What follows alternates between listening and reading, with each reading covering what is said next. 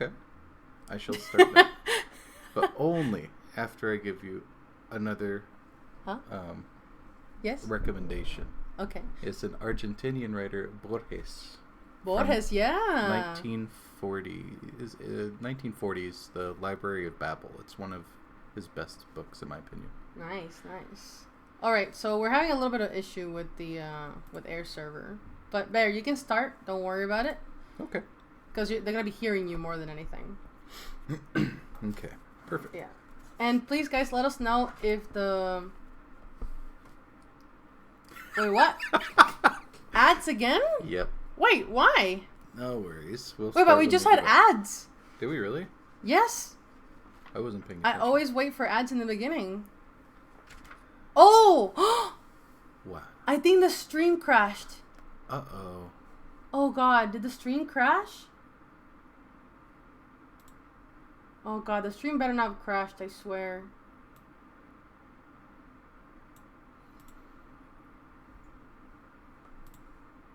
Oh, gosh. I hope not. Yeah. No! What? That's probably why my things... Yeah. Oh, well. It's fine, guys. It's fine. I guess we just let the ads play, because if not, everybody's gonna miss it. Okay, I'm sorry, guys. We'll just try again.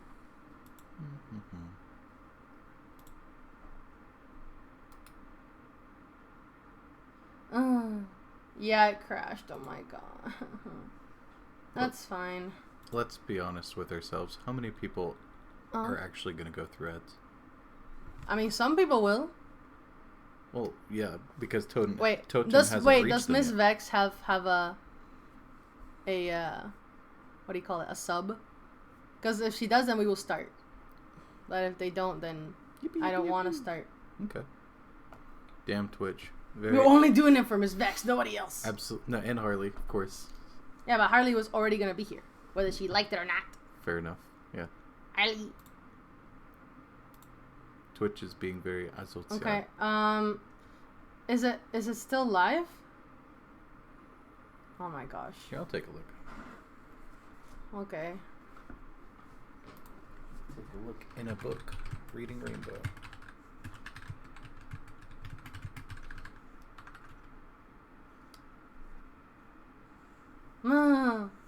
So it shows that you're live. I have internet.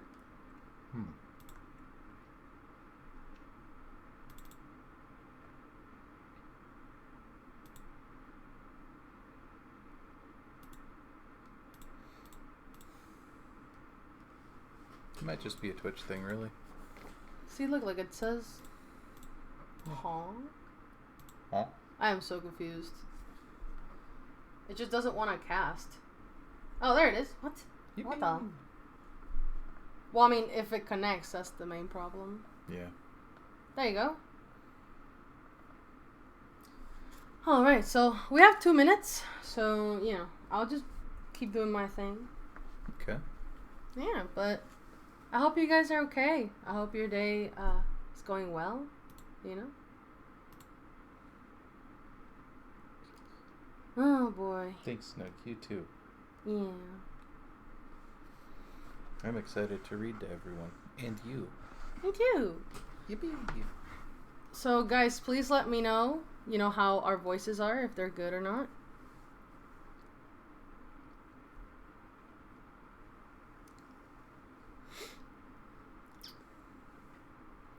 All right. 1 minute, and then we start. So I'm just gonna do this while we wait, I suppose.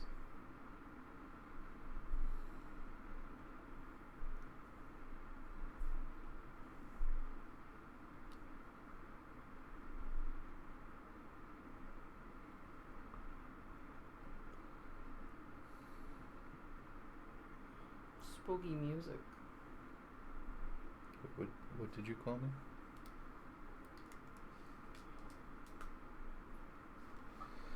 What did I say? Nothing. Did you call me a little baby? Maybe. How dare you? Hello, GMK. Yo, UMK, hey. Hi. Oh, Mr. Bear, Mr. Bear. Yeah. Yeah. Whoa. You're Whoa. pushing something. Yeah. You pulled it all the way down. It's okay. Very good. Oh. My model just freaked out. Hi. I hope you guys are doing well. All three of you are streaming today? Wait, 3 of us? What you mean?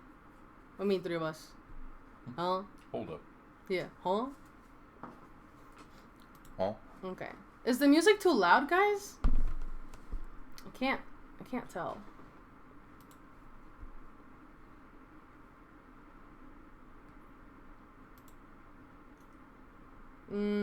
I see.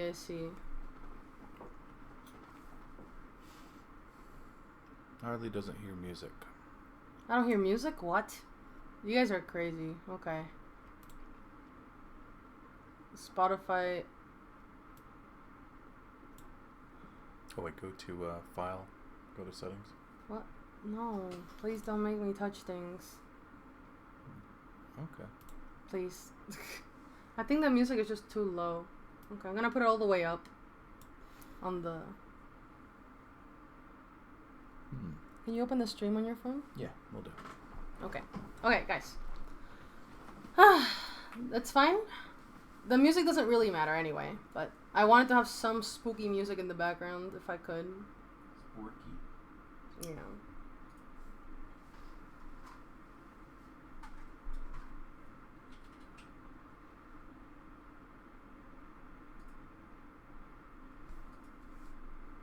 Now it's very loud. Do you see what I mean? Like, I don't understand.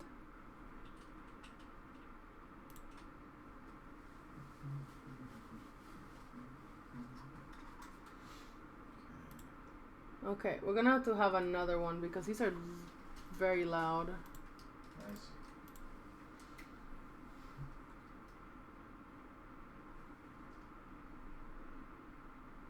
How is this spooky? Swan Lake, ooh. There's a swan on my lake, that's crazy.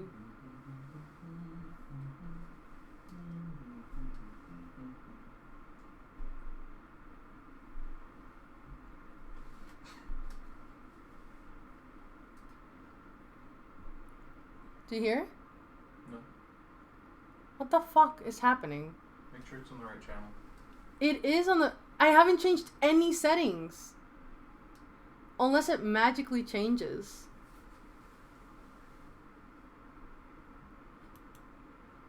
Okay, there you go. I'm not moving it again. It's just... It'll be too loud. Okay. Show me your phone. Where is it? I told you the phone. It's the easiest way to tell the channels how they connect. Okay. Yeah, that's good.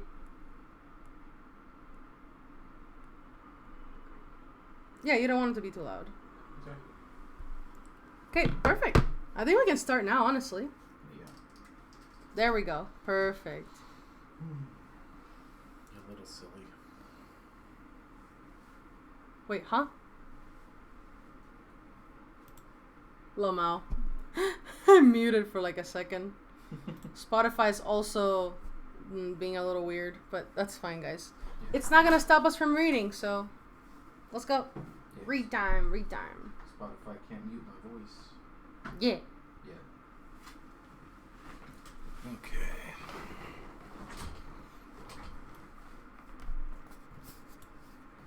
All right, Mr. Bear, are you excited? I am. I'm really excited. Let's go. So, let's see. I think we should load Mr. Bear in, so he's gonna be talking most of the time. Yippee yippee. What do you guys think?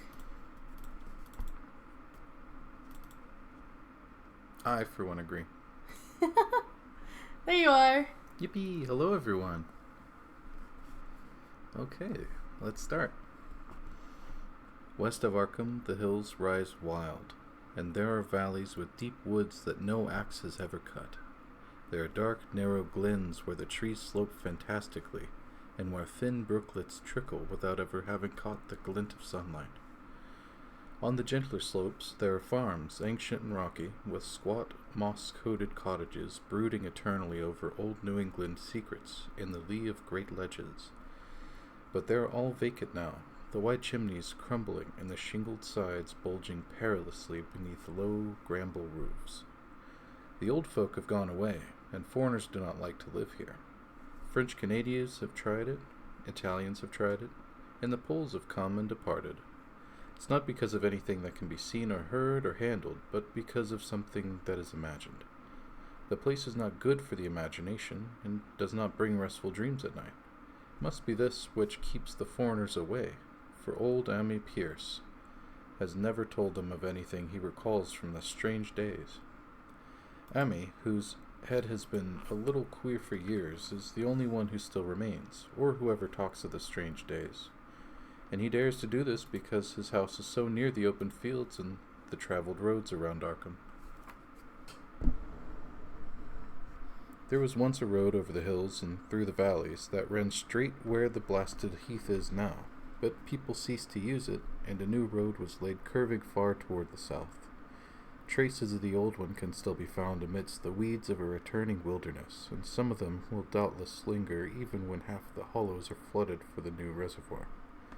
When the dark woods will be cut down and the blasted heath will slumber far below blue waters, whose surface will mirror the sky and ripple in the sun, and the secrets of the strange days will be one with the deep secrets, one with hidden lore of old ocean and all the mystery of primal earth. Oh, thank you for the follow. Thank you. When I went into the hills and vales to survey for the new reservoir, they told me the place was evil. They told me this in Arkham, and because that's a very old town full of witch legends, I thought the evil must be something. Thank you for the bits. Oh, thank you. Ow. Ow, what the hell? Oh my god. Oh, I think I saw a bear in there. Oh, to me. There are 4 of me. 3. So many bears. Oh my goodness. Thank you for the bits, Abby. Thank you. So currently, that's my partner reading right now. We're reading The Color Out of Space. Yeah. I hope you guys enjoy while I draw. Mm-hmm. Yeah, just something to listen to while Faye shows you amazing art. You're okay. You're okay. No worries. Eee! All right. Okay. Is that motherfucking Moto? Yeah. Yeah, boy. Yeah, it's a Razer. You bet it. It's one of those like modern flip phones. Pretty cool. Yeah. All right, Mr. Bear, continue. I shall. They told me this in Arkham, and because that it's a very old town full of witch legends, I thought the evil must be something which Grandams had whispered to children through centuries. The name Blasted Heath seemed to me very odd and theatrical, and I wondered how it had come into the folklore of a Puritan people. When I saw the dark westward tangle of glens and slopes for myself, and ceased to wonder at anything besides its own elder mystery. It was morning when I saw it, but shadow lurked away there. The trees grew too thickly, and their trunks were too big for any healthy New England wood. There was too much silence in the dim alleys between them, and the floor was too soft with the dank moss and mattings of infinite years of decay. In the open spaces, mostly along the line of the old road, there were little hillside farms, sometimes with all the buildings standing, sometimes with only 1 or 2, and sometimes with only a lone chimney or fast-filling cellar. Weeds and briars reigned, and furtive wild things rustled in the undergrowth. Upon everything was a haze of restlessness and oppression, a touch of the unreal and the grotesque, as if some vital element of perspective or chiaroscuro were awry. I did not wonder that the foreigners would not stay. This was no region to sleep in. It was too much like a landscape of Salvator Rosa, too much like some forbidden woodcut in a tale of terror. But even all this was not so bad as the Blasted Heath. I knew it at the moment I came upon it at the bottom of a spacious valley, for no other name could fit such a thing, or any other thing fit such a name. It was as if the poet had coined the phrase from having seen this one particular region. It must, I thought, as I viewed, to be the outcome of a fire. But why had nothing new ever grown over these 5 acres of gray desolation that sprawled open to the sky, like a great spot eaten acid in the woods and fields? It lay largely to the north of the ancient road line, but encroached a little on the other side. I felt an odd reluctance about approaching, and did so at last only because my business took me through and past it. There is no vegetation of any kind on that broad expanse, but only a fine gray dust or ash which no wind seemed ever to blow about. The trees near it were sickly and stunted, and many dead trunks lay rotting at the rim. As I walked hurriedly by, I saw the tumbled bricks and stones of an old chimney and cellar on my right, and the yawning black maw of an abandoned well, whose stagnant vapors played strange tricks with the hues of the sunlight. Even the long, dark woodland climbed beyond seemed welcome in contrast, and I marveled no more at the frightened whispers of the Arkham people. Sorry. You're okay. There had been no house or ruin near. Even in the old days, the place must have been lonely and remote, and at twilight, dreading to repass that ominous spot, I walked circuitously back. I walked circuitously back to the town by the curving road on the south. I vaguely wished some clouds would gather, for an odd timidity about the deep sky voids above had crept into my soul. In the evening, I asked old people in Arkham about the blasted heath, and what was meant by that phrase, strange days, which so many evasively muttered. I could not, however, get any good answers except that all the mystery was much more recent than I had dreamed. It was not a matter of old legendary at all, but something within the lifetime of those who spoke. It happened in the 80s, and a family had disappeared or was killed. Speakers would not be exact, and because they all told me to pay no attention to old Ami Pierce's crazy tales, I sought him out the next morning, having heard that he lived alone in the ancient tottering cottage where the trees first began to get very thick. It was a fiercely archaic place, and had begun to exude the faint miasmal odor which clings about houses that have stood too long. Only with persistent knocking could I rouse the aged man, and when he shuffled timidly up to the door, I could tell he was not glad to see me.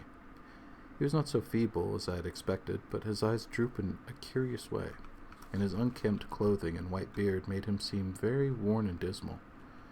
Not knowing just how he could best be launched on his tales, I feigned a matter of business, told him my surveying, and asked vague questions about the district. He was far brighter and more educated than I had been led to think, and before I knew it, had grasped quite as much of the subject as any man I had talked with in Arkham. He was not like other rustics I had known in the sections where reservoirs were to be. From him there were no protests at the miles of old wood and farmland to be blotted out, though perhaps there would have been had not his home lain outside the bounds of the future lake. Relief was all that he shewed, relief at the doom of the dark ancient valleys through which he had roamed all his life. They were better underwater now, better underwater since the strange days, and with this opening his husky voice sank low while his body leaned forward, and his right forefinger began to point shakily and impressively. 3K more?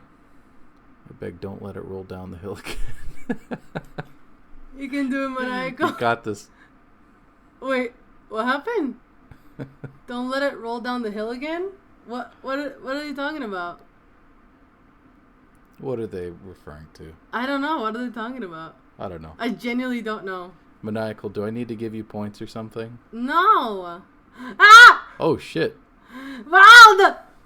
Sorry. But Ballsy. Wild! What the fuck? Your partner needs to do audiobooks. That's what I told him, Zappy. Please. Thank Yell you. it again. You're preaching to the choir. Please say it again. At him. In fact, I'll give you his addy right now. Oh, God. Wait, are you not on the stream? Yeah, I am. No, you're not. I don't see you. Yeah, I'm on the stream. Well, it's turned off. That's Because strange. then you would be there. Here you go. There's the addy. You can yell at him. Yippee! Back to the 0 I go. Oh my god, you guys.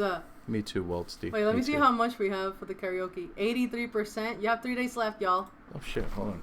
No, don't you dare. That's cheating. We cheating here, bro? Oh, I get it. Maniacal, sorry. I get it now. Sorry. I forgot. Bear, fucking stop. What is wrong with you? So anyways. 85%. Fuck you. Kill yourself. You're gonna sing too. I hope you know that. So actually, I used to. Wait, Maniaco's yelling at you. Oh, okay. Become an audiobook reader. I know, right? Yeah. So actually, I used to volunteer and read LibriVox books. Yeah. So that was. Yeah, for money now. For money. For money. Nah, bro. In this economy, no, for no money. No money. No, money. What the fuck? People deserve to be rich. Do you guys see this shit? I can't. Anyway, continue, Mr. Bear. Okay. It was then that I heard the story, and as the rambling voice scraped and whispered on, I shivered again and again, despite the summer day. Often I had to recall the speaker from Ramblings, piece out scientific points which he knew only by a fading parrot memory of professor's talk, or bridge over gaps where his sense of logic and continuity broke down. When he was done, I did not wonder that his mind had snapped a trifle, or that the folk of Arkham would not speak much of the blasted heath. I hurried back before sunset to my hotel, unwilling to have the stars come out above me in the open, and the next day returned to Boston to give up my position. I could not go into that dim chaos of Old Forest and Slope again, or face another time that grey blasted heath, where the black well yawned deep beside the tumbled bricks and stones. The reservoir will soon be built now, and all those elder secrets will be safe forever under watery fathoms. But even then I do not believe I would like to visit that country by night, at least not when the sinister stars are out, and nothing could bribe me to drink the new city water of Arkham. It all began, old Ami said, with the meteorite. Before the time there had been no wild legends at all since the witch trials, and even then these western woods were not feared half so much as a small island in the Miskatonic, where the devil had held court beside a curious stone altar older than the Indians. These were not haunted woods, and their fantastic dusk was never terrible till the strange days. Then there had come that white noontide cloud, that string of explosions in the air, and that pillar of smoke from the valley far into the wood. And by night all Arkham had heard of the great rock that fell out of the sky, embedded itself into the ground beside the well, at the Nahum Gardner place. That was the house which had stood where the blasted heath was to come. The trim white Nahum Gardner house, amid its fertile gardens and orchards. Nahum had come to town to tell people about the stone, and had dropped into at Ami's Pierce's on the way. Ami was 40 then, and all the queer things were fixed very strongly in his mind. He and his wife had gone with the 3 professors from Miskatonic University, who had hastened out the next morning to see the weird visitor from unknown stellar space, and had wondered why Nahum had called it so large the day before. It had shrunk, Nahum said, as he pointed out the big brownish mound above the ripped earth and charred grass near the archaic well swept in his front yard. But the wise man answered that stones do not shrink. Its heat lingered persistently, and Nahum declared it had glowed faintly in the night. The professors tried it with a geologist hammer and found it was oddly soft. It was, in truth, so soft as to be almost plastic, and they gouged rather than chipped a specimen to take back to the college for testing. They took it in an old pail borrowed from Nahum's kitchen, for even the small piece refused to grow cool. On the trip back they stopped at Ami's to rest, and seemed thoughtful when Mrs. Pierce remarked that the fragment was growing smaller and burning at the bottom of the pail. Truly it was not large, but perhaps they had taken less than they thought. The day after that, all this was in June of '82, the professors had trooped out again in the great excitement. As they passed Ami's, they told him what queer things the specimen had done, and how it had faded wholly away when they put it in a glass beaker. The beaker had gone too, and the wise men talked of the strange stone's affinity for silicon.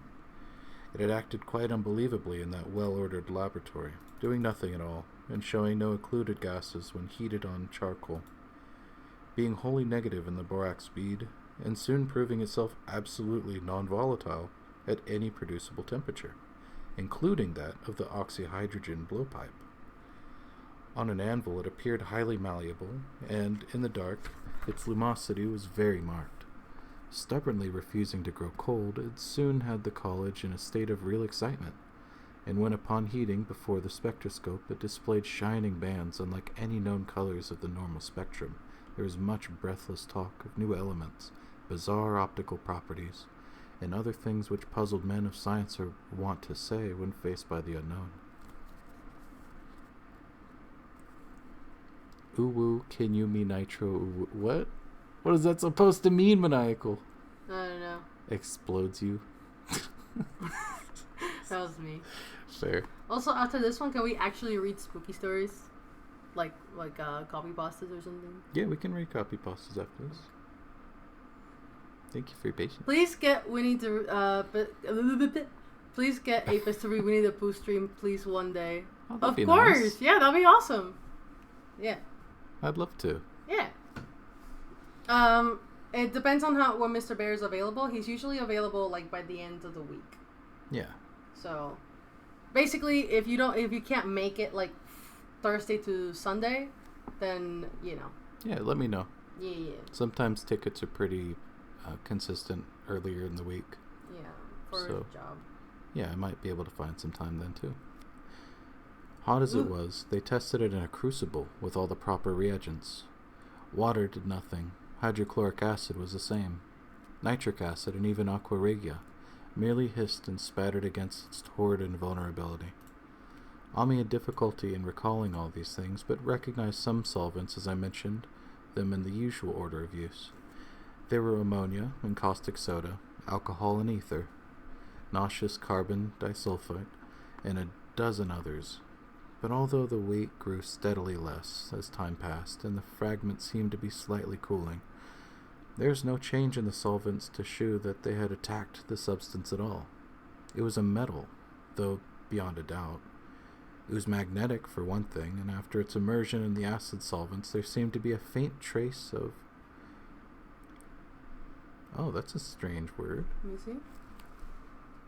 Widmanstatten figures found on the meteoric iron. When the cooling had grown very considerable, the testing was carried on in glass, and it was in a glass beaker that they left all the chips made of the original fragment during the work. The next morning, both chips and beaker were gone without trace, and only a charred spot marked the place on the wooden shelf where they'd been. All this the professors told Ami as they paused at his door, and once more he went with them to see the stony messenger from the stars, though this time his wife did not accompany them. It had now mostly certain shrunk, and even the sober professors could not doubt the truth of what they saw. All around the dwindling brown lump near the well was a vacant space where the earth had caved in, and whereas it had been a good 7 feet across the day before, it was now scarcely 5. It was still hot, and the sages studied its surface curiously as they detached another and larger piece with hammer and chisel. They gouged deeply this time, and as they pried away the smaller mass, they saw that the core of the thing was not quite homogeneous. They had uncovered what seemed to be the side of a large colored globule embedded in the substance. The color, which resembled some of the bands in the meteor's strange spectrum, was almost impossible to describe, and it was only by analogy that they called it color at all. Its texture was glossy, and upon tapping it appeared to promise both brittleness and hollowness. One of the professors gave it a smart blow with a hammer, and it burst with a nervous little pop. Nothing was emitted, and all trace of the thing vanished with the puncturing. It left behind a hollow spherical space about 3 inches across, and all thought it probable that others would be discovered as the enclosing substance wasted away. Conjecture was vain, so after a futile attempt to find additional globules by drilling, the seekers left again with their new specimen, which proved, however, as baffling in the lab as its predecessor had been. Aside from being almost plastic, having heat, magnetism, and slight luminosity, cooling slightly in powerful acids, possessing an unknown spectrum, wasting away in air, and attacking silicon compounds with mutual destruction as a result, it presented no identifying features whatsoever, and at the end of the test the college scientists were forced to own that they could not place it. It was nothing of this earth, but a piece of the great outside, and as such dowered with outside properties and obedient to outside laws. Hi, silly. Oh, Silly's here. Hi. Yeah, and also Zappy, thank you so much. This is actually, funnily enough, my first PNG Tuber Plus model that I made. Because I thought Bear was going to stream before me. But he was wrong. I was wrong. We all were wrong. Bear's voice is so smooth. I know, right? Only for you guys. What the fuck? What about me? Yeah, what about you, bitch? Wow. Bitch, kill you, dude. Punches you, hits you, explodes you with my mind. Unspeakable violence. Unspeakable violence.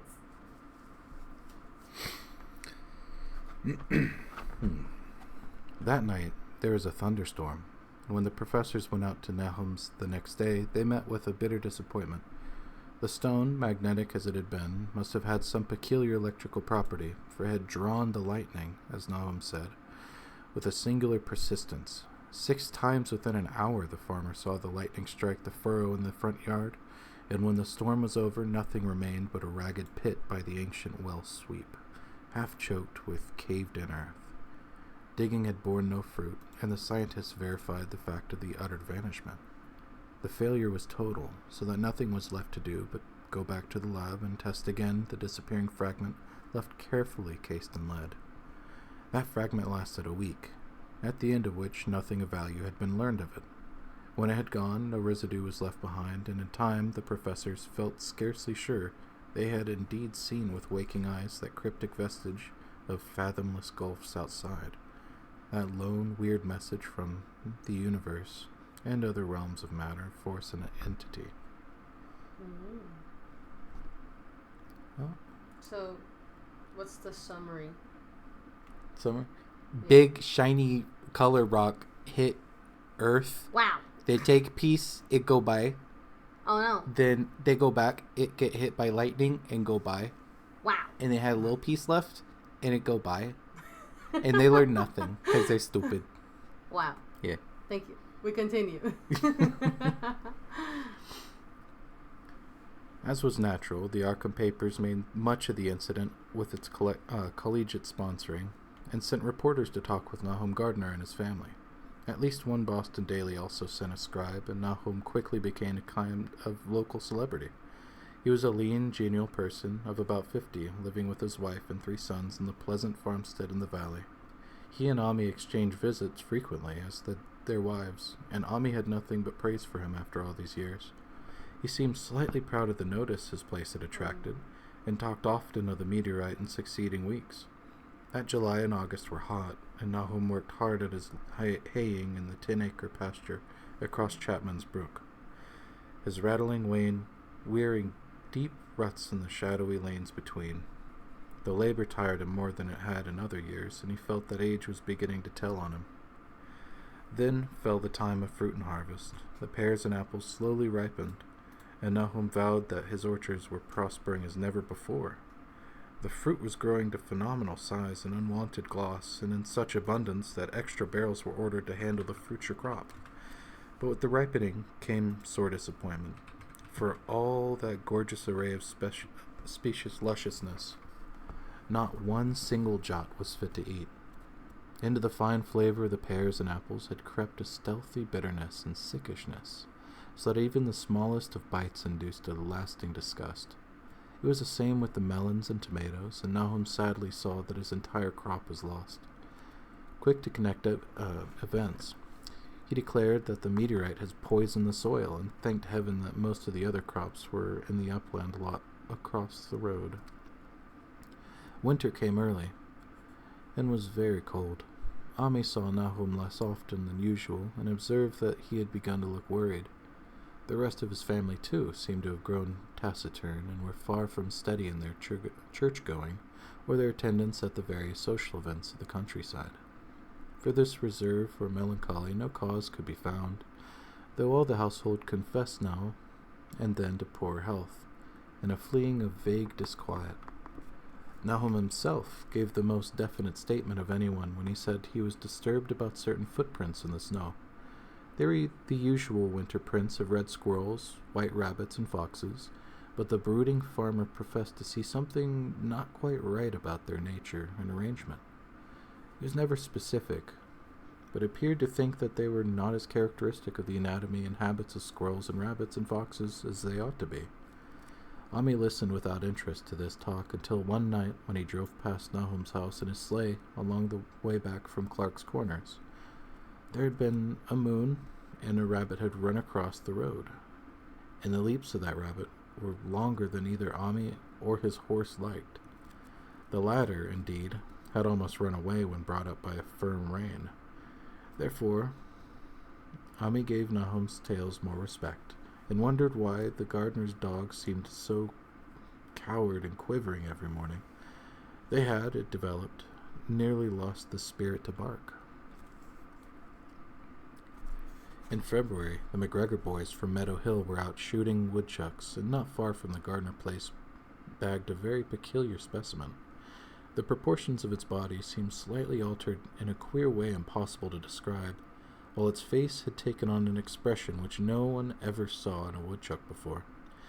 The boys were genuinely frightened, and threw the thing away at once, so that only their grotesque tales of it ever reached the people of the countryside.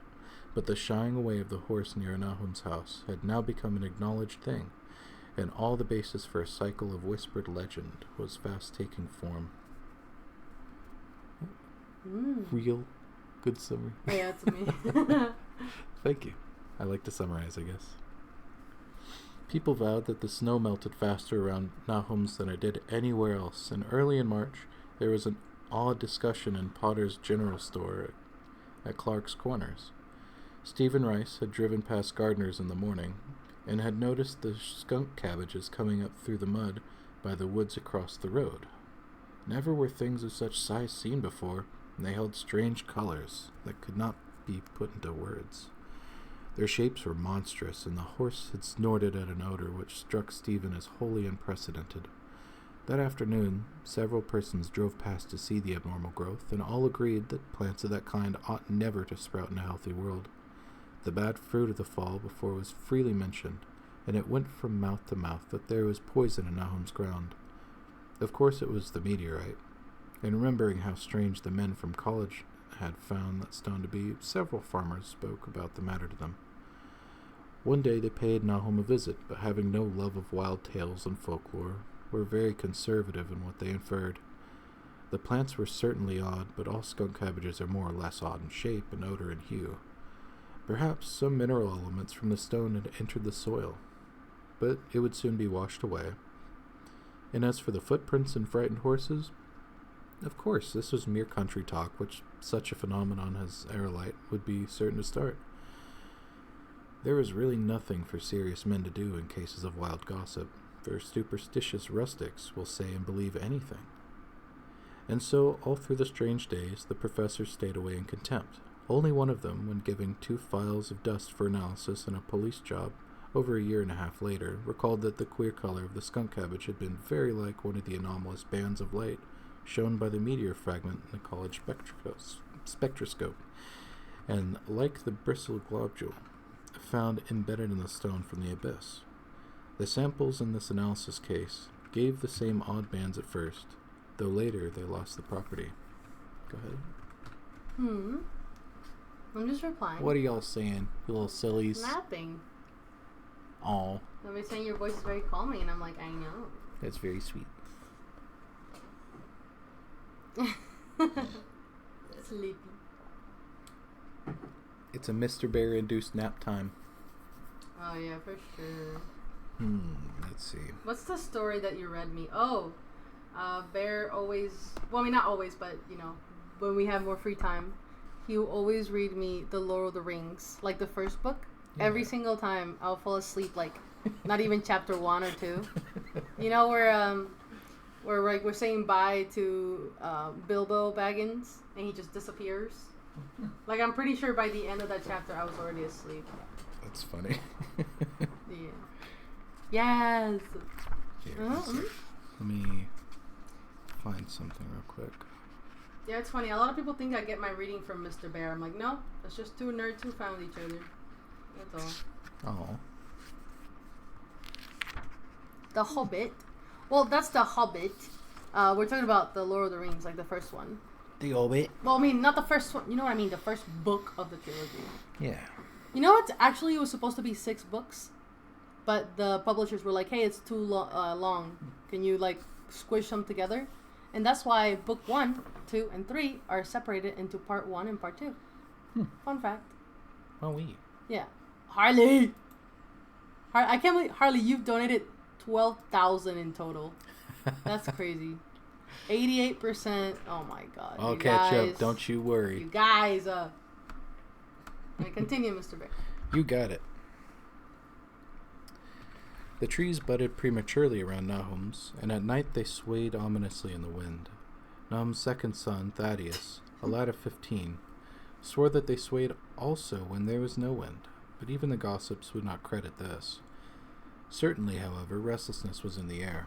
The entire Gardner family developed the habit of stealthily listening, though not for any sound which they could conspicuously name. The listening was indeed rather a product of moments when consciousness seemed half to slip away. Unfortunately, such moments increased week by week, till it became common speech that something was wrong with all Nahum's folks. When the early sacrifice came out, it had another strange color. Not quite like that of the skunk cabbage, but plainly related and equally unknown to anyone who saw it. Nahum took some blossoms to Arkham and showed them to the editor of the Gazette, but that dignitary did no more than write a humorous article about them, in which the dark fears of rustics were held up to polite ridicule. It was a mistake of Nahum's to tell a stolid city man about the way the great, overgrown, mourning-cloaked butterflies behaved in connection with these saxifrages. April brought a kind of madness to the country folk, and began that disuse of the roads past Nahum's which led to its ultimate abandonment. It was the vegetation. All the orchard trees blossomed forth in strange colors, and through the stony soil of the yard and adjacent pasturage there sprang up bizarre growth which only a botanist could connect with the proper flora of the region. No sane, wholesome colors were anywhere to be seen except in the green grass and leafage, but everywhere those hectic and prismatic variants of some diseased underlying primary tone, without a place among the known tints of earth. The Dutchman's breeches became a thing of sinister menace, and the bloodroots grew insolent in their chromatic perversion. Ami and the gardeners thought that most of the colors had sort of a haunting familiarity, and decided that they reminded one of those bristle globule in the meteor. Nahum plowed and sowed the 10-acre pasture and the upland a lot, but nothing with the land around the house.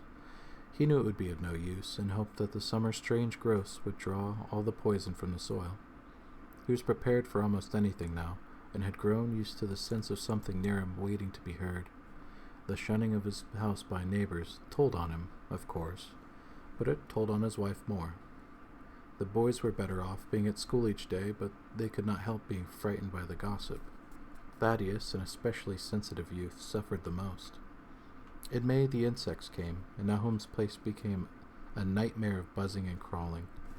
Most of the creatures seemed not quite usual in their aspects and motions, and their nocturnal habits contradicted all former experience. The gardeners took to watching at night, watching in all directions at random for something. They could not tell what. It was then that they all owned that Thaddeus had been right about the trees. Mrs. Gardner was the next to see it from the window as she watched the swollen boughs of a maple against a moonlit sky. The boughs surely moved, and there was no wind. It must be the sap. Strangeness had come into everything growing now, yet it was none of Nahum's family at all who made the next discovery.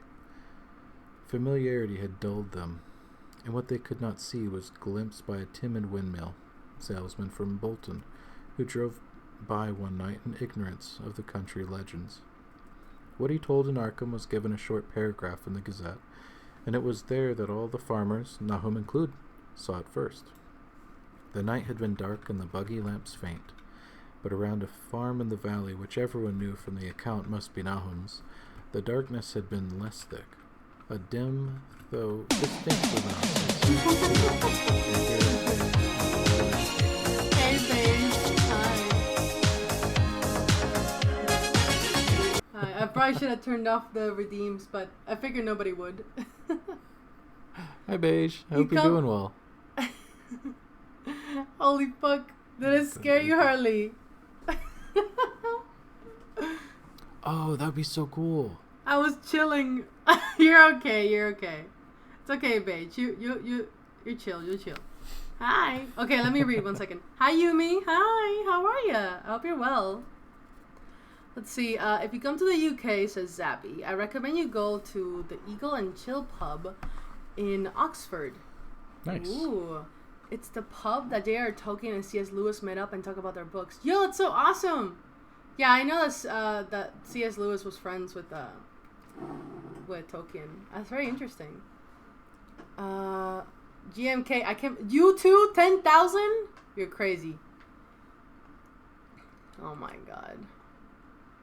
Everybody's like, I see you got a new look too. Oh yeah, this is my partner's avatar, Mr. Bear. Mr. Bear, would you like to introduce yourself? Again. Hello, I'm Mr. Bear. I read for Faye. Yeah. Oh my god, 90%. I fucking hate you guys. Hell yeah. Hope Keep you it die. going. Hope you die. Hope you die. I'll explode you. Harley had her head on the table and everything. I was not expecting a loud Rickroll. Wait, what were you Wait. Yeah, it's face chat. What were you expecting, really? Yeah, well, actually, wait, my bad. I thought it was Beige who said it. Like, oh, I wasn't expecting a Rickroll. Like, you clicked on the Rickroll. But I understand, guys. Don't worry. Okay, let me see. Ow! I was not expecting a Rickroll, assuming it was Beige that redeemed it. Yeah, it was Beige. But don't worry, guys. It's not a big deal, okay? It's funny. It's fine. I accept it. Alright. Yippee. Also, Mr. Bear. Yes. Do you want the headset for a bit so you can hear when people beat you up? Bear on bear violence, right? Yeah. Why would you... Silly! Stop it! No, you screaming out. That works. That works perfectly. Wait, so you want me to pretend like I'm the one getting hit? Yeah. Yeah, you feel my pain. But by the way, you guys always, say, it's too low, I can't hear it. Well, now you can hear it, bitches. How about that? How about them apples? Beige. Look at the little VIP badge on you, okay? You're fine. You my homie, for real. Don't worry about it, okay? Beige is radical. Yeah. Beige. I fucking hate that. Low. Contributing to the Rat Nation. Oh, okay, you scared me for a second, not gonna lie. Let's go, Rat Nation. Oh yeah, guys, so let me talk about it a little bit. Obviously my model is usually a tiger, but if you guys donate, there's a new challenge called, well, the title, Faye gets a rat PN YouTuber. I will have a rat, and I will have a rat time redeem. Rat time. Yeah, and you guys get to pick for how long. I think the max would be 30 minutes. But you guys will get to pick how long I stay with the rat PNG. Nice. Yeah. Rats, we're the rats. Celebrating yet another birthday bash. Hey, it's your birthday today. Michael, it's your birthday today. Cake and ice cream is on its way. Love you. Miss Vex, don't cry. Okay. Yeah, it's okay, Vex cries. Let out your emotions. It's okay. There's no need to hold it in. Don't let her cry. It's so sad. Vex can cry. No. Vex will feel better after. Trust me. Okay. Let's continue. The grass had so far seemed untouched, and the cows were freely pastured in the lot near the house. But toward the end of May, the milk began to be bad. Then Nahum had the cows driven to the uplands, which the trouble ceased. Not long after this change in the grass and leaves became apparent to the eye. All the verdure was going gray, and was developing a highly singular quality of brittleness. Ami was now the only person who ever visited the place, and his visits were becoming fewer and fewer. When school closed, the gardeners were virtually cut off from the world, and sometimes let Ami do their errands in town. They were failing curiously both physically and mentally, and no one was surprised when the news of Mrs. Gardner's madness stole around. What are they saying? There, just Little focus on the sillies. story. Do 1 or 2 paragraphs, and then you can focus on the chat. Okay. It It's just smoother.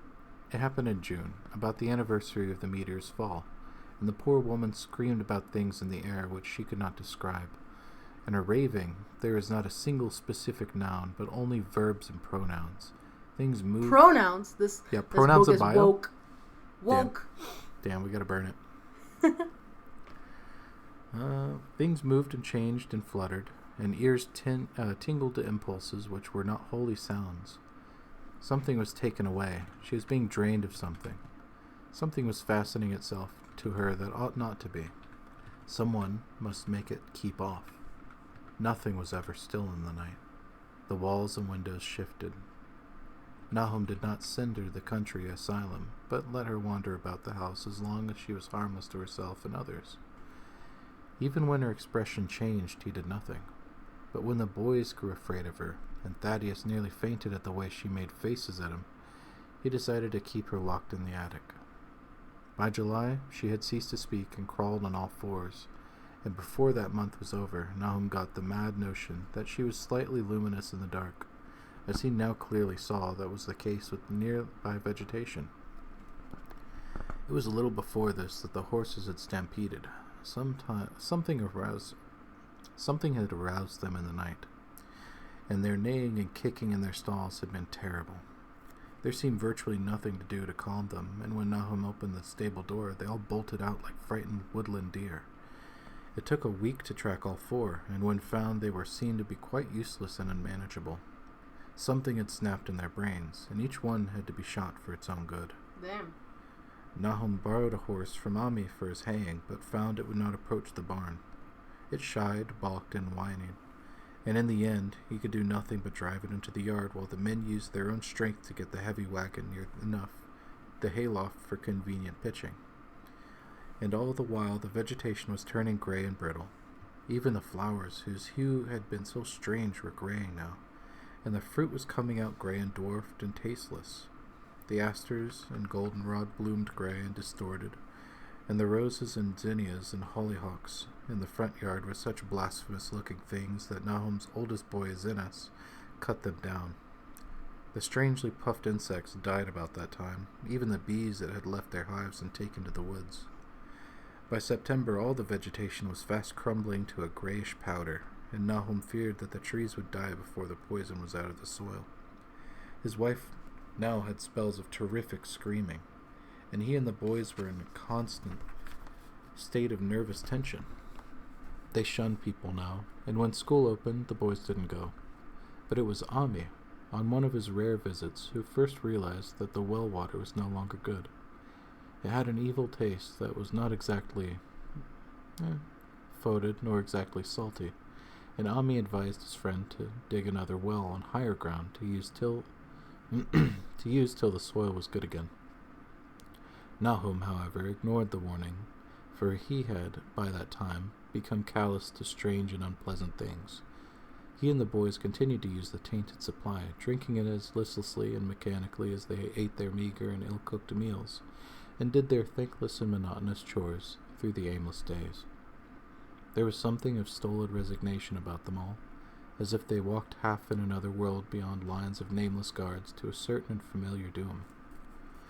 Thaddeus went mad in September after a visit to the well. He had gone with a pail and had come back empty-handed, shrieking and waving his arms, and sometimes lapsing into a inane titter or a whisper about the moving colors down there.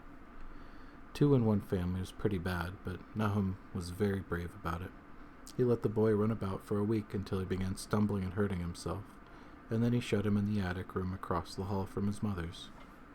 The way they screamed at each other from behind their locked doors was very terrible, especially to little Merwin, who fancied they talked in some terrible language that was not of earth.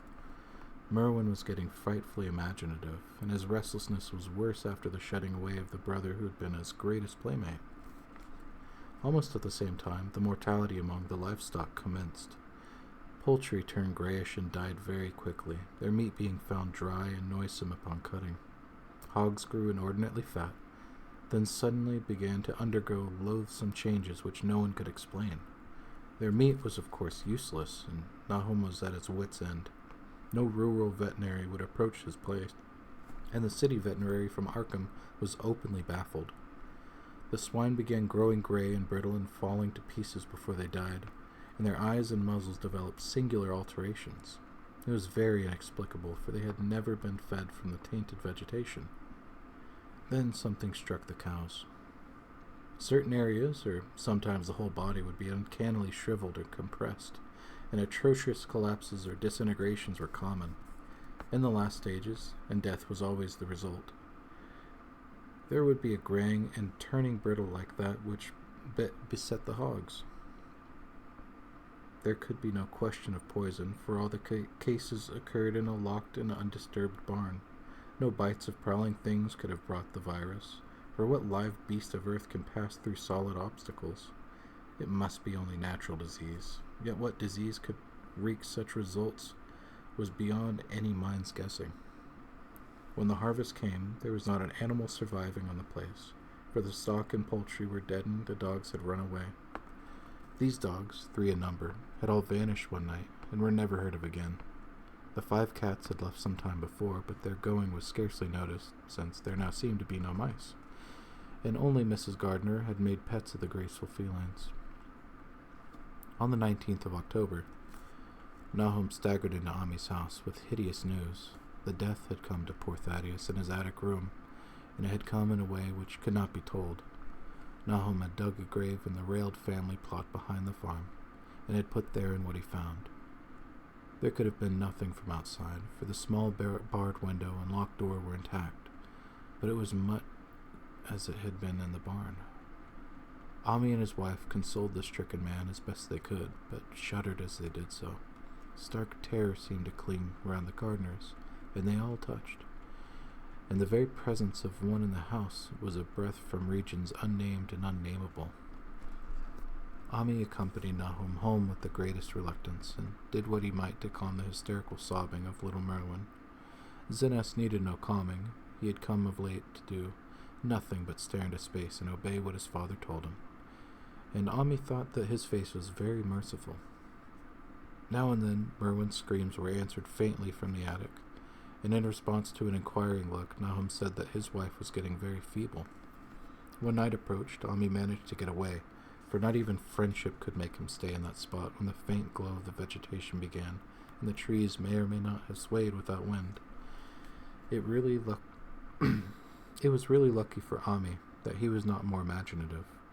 Even as things were, his mind was bent ever so slightly, but had he been able to connect and reflect upon all the portents around him, he must inevitably have turned a total maniac. In the twilight, he hastened home, the screams of the mad woman and the nervous child ringing horribly in his ears.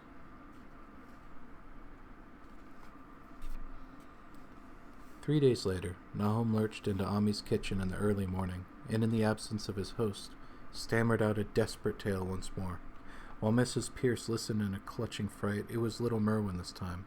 He was gone. He had gone out late at night with a lantern and pail for water, and had never come back. He'd been going to pieces for days and hardly knew what he was about, screaming and everything. There had been a frantic shriek from the yard then, but before the father could get to the door, the boy was gone. There was no glow from the lantern he had taken, and of the child himself no trace. At the time, Nahum thought the lantern and pail were gone too, but when dawn came, and the man had plodded back from his all-night search in the woods and the fields, he'd found some various curious things near the well. There was a crushed and apparently somewhat melted mass of iron, which had certainly been the lantern, while a bent pail and twisted iron hoops beside it, both half-fused, seemed to hint at the remnants of the pail. That was all. Nahum was past imagining. Mrs. Pierce was blank, and Ami, when he had reached home, had heard the tale, could give no guess. Merwin was gone, and there would be no use in telling the people around, who shunned all Gardners now. No use either in telling the city people at Arkham, who laughed at everything. Thaddeus was gone, and now Murney was gone. Something was creeping and waiting to be seen and felt and heard. Nahum would go soon, and he wanted Ami to look after his wife and Zenas if they survived him. It must all be a judgment of some sort, though he could not fancy what for, since he had always walked uprightly in the Lord's ways, so far as he knew.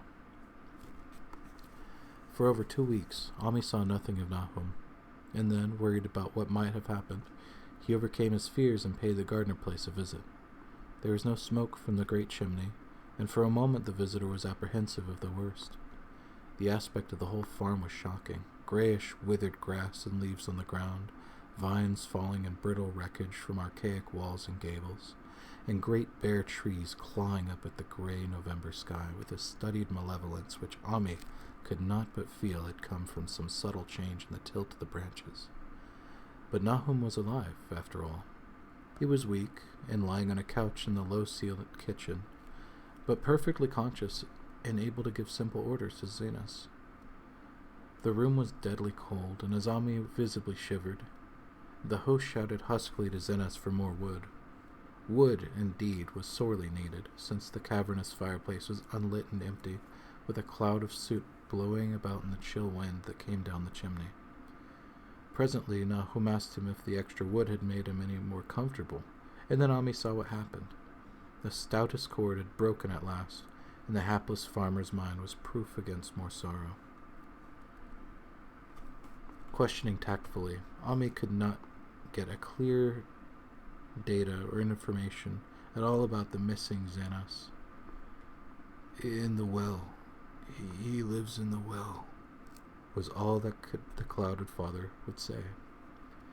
Then there flashed across the visitor's mind a sudden thought of the mad wife, and he changed his line of inquiry.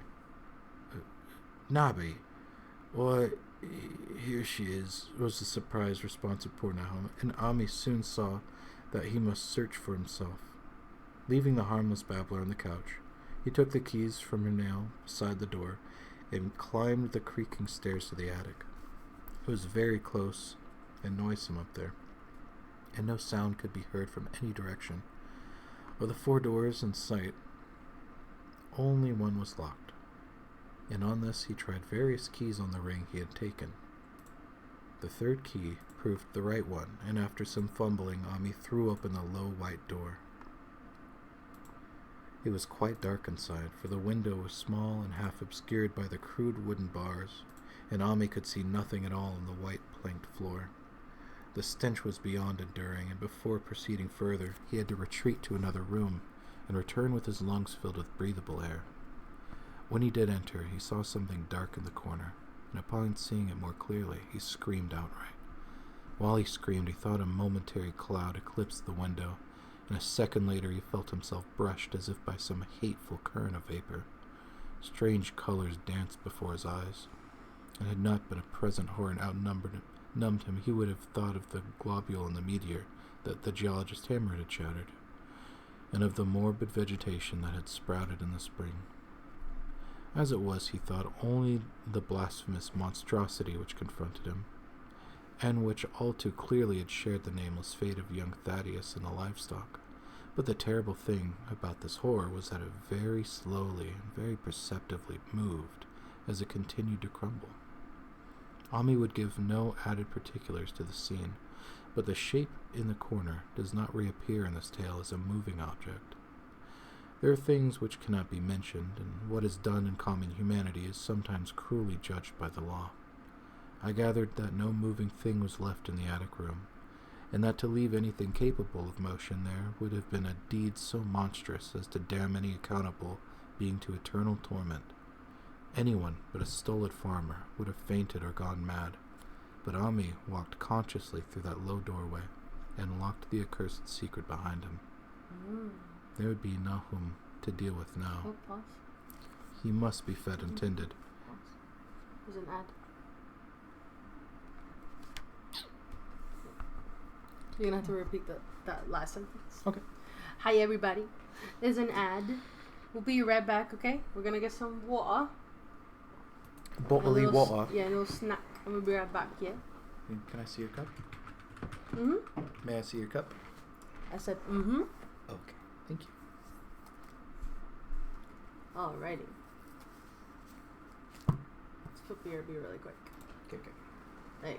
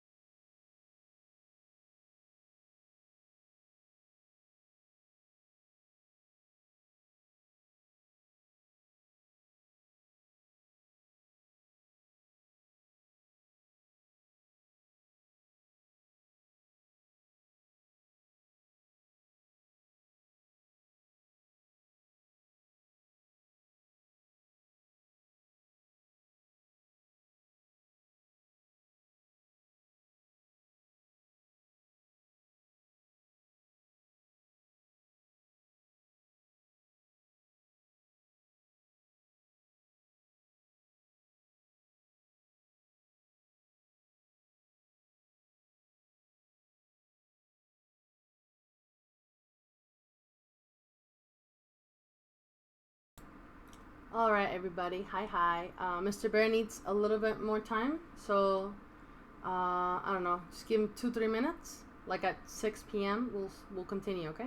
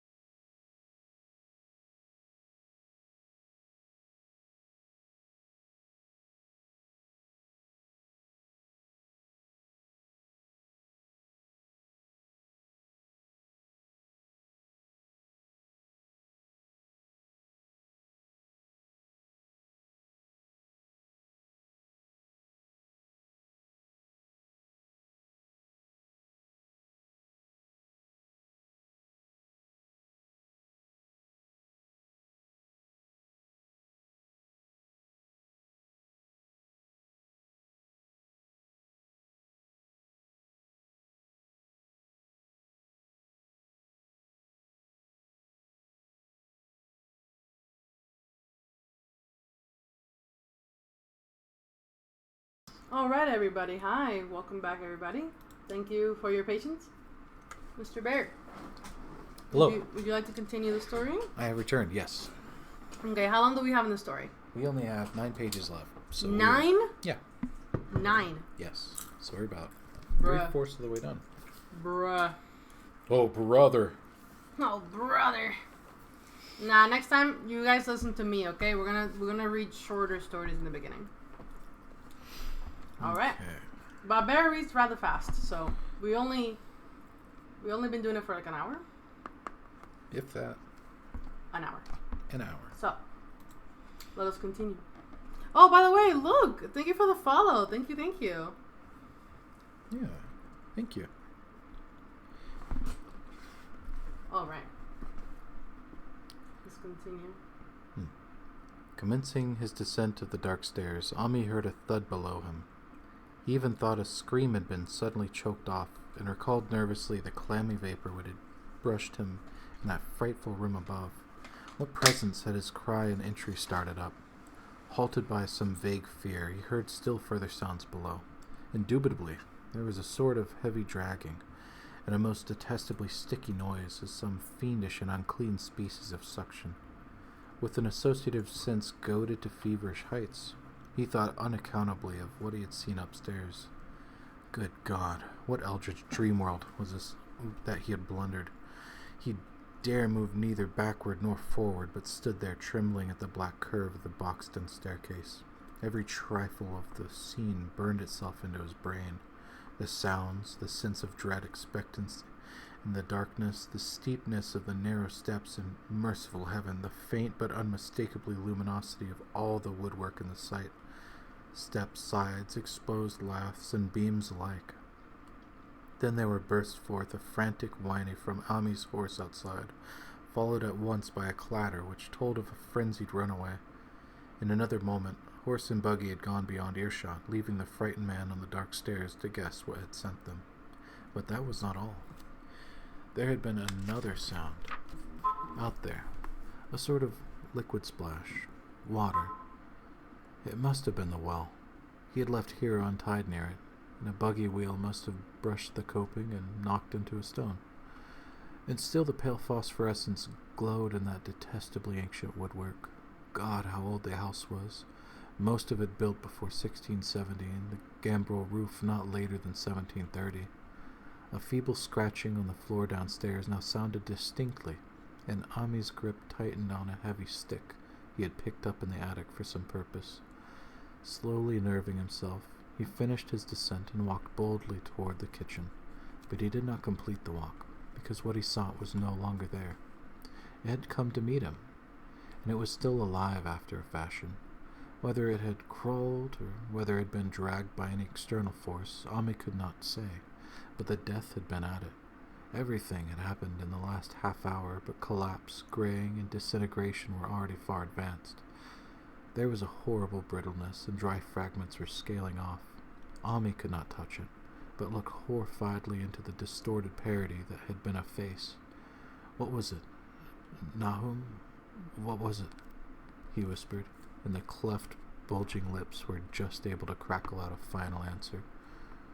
Nothing. The color, it burns cold and wet, but it burns. It lived in the well. I seen it. A kind of smoke, just like flowers last spring. The well shone at night. That and Murny and Zanus. Everything alive. Sucking the life out of everything in that stone. It must have come in that stone. Eyes in the whole place. Don't know what it wants. That round thing them men from the college dug out in the stone. Smashed it. It was the same color. Just the same.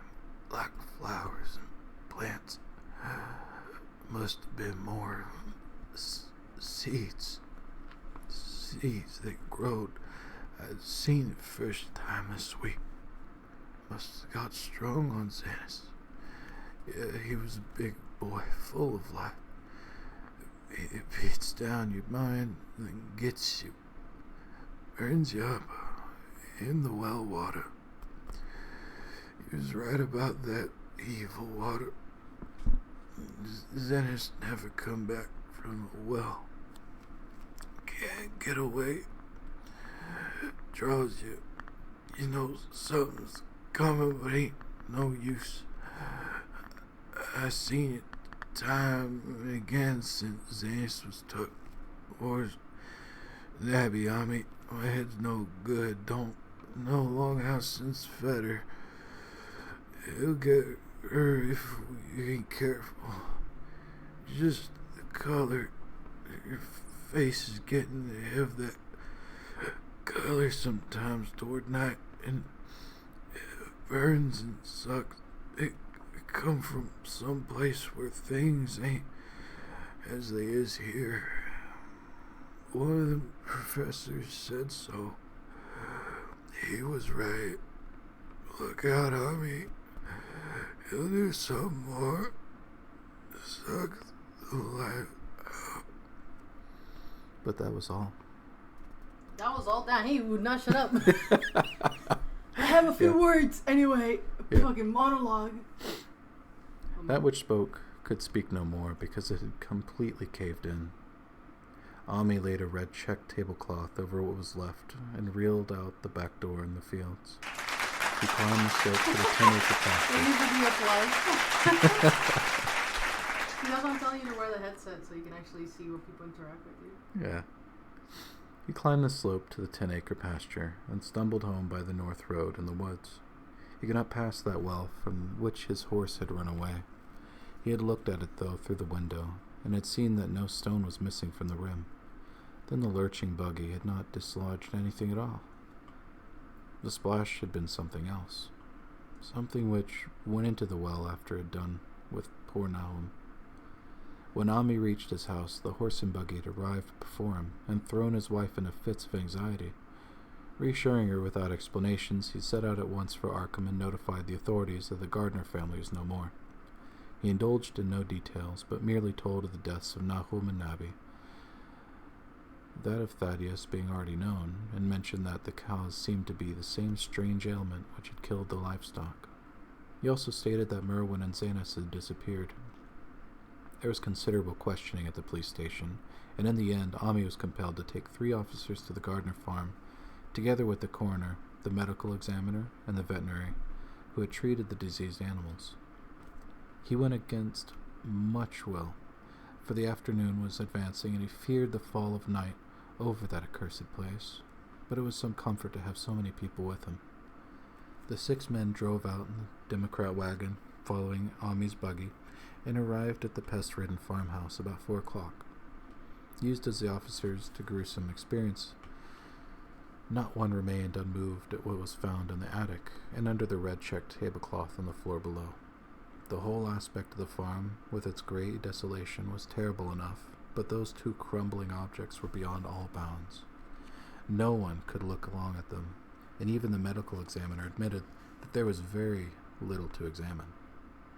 Specimens could be analyzed, of course, so he busied himself in obtaining them, and here develops that a very puzzling aftermath occurred at the college lab where the 2 files of dust were finally taken.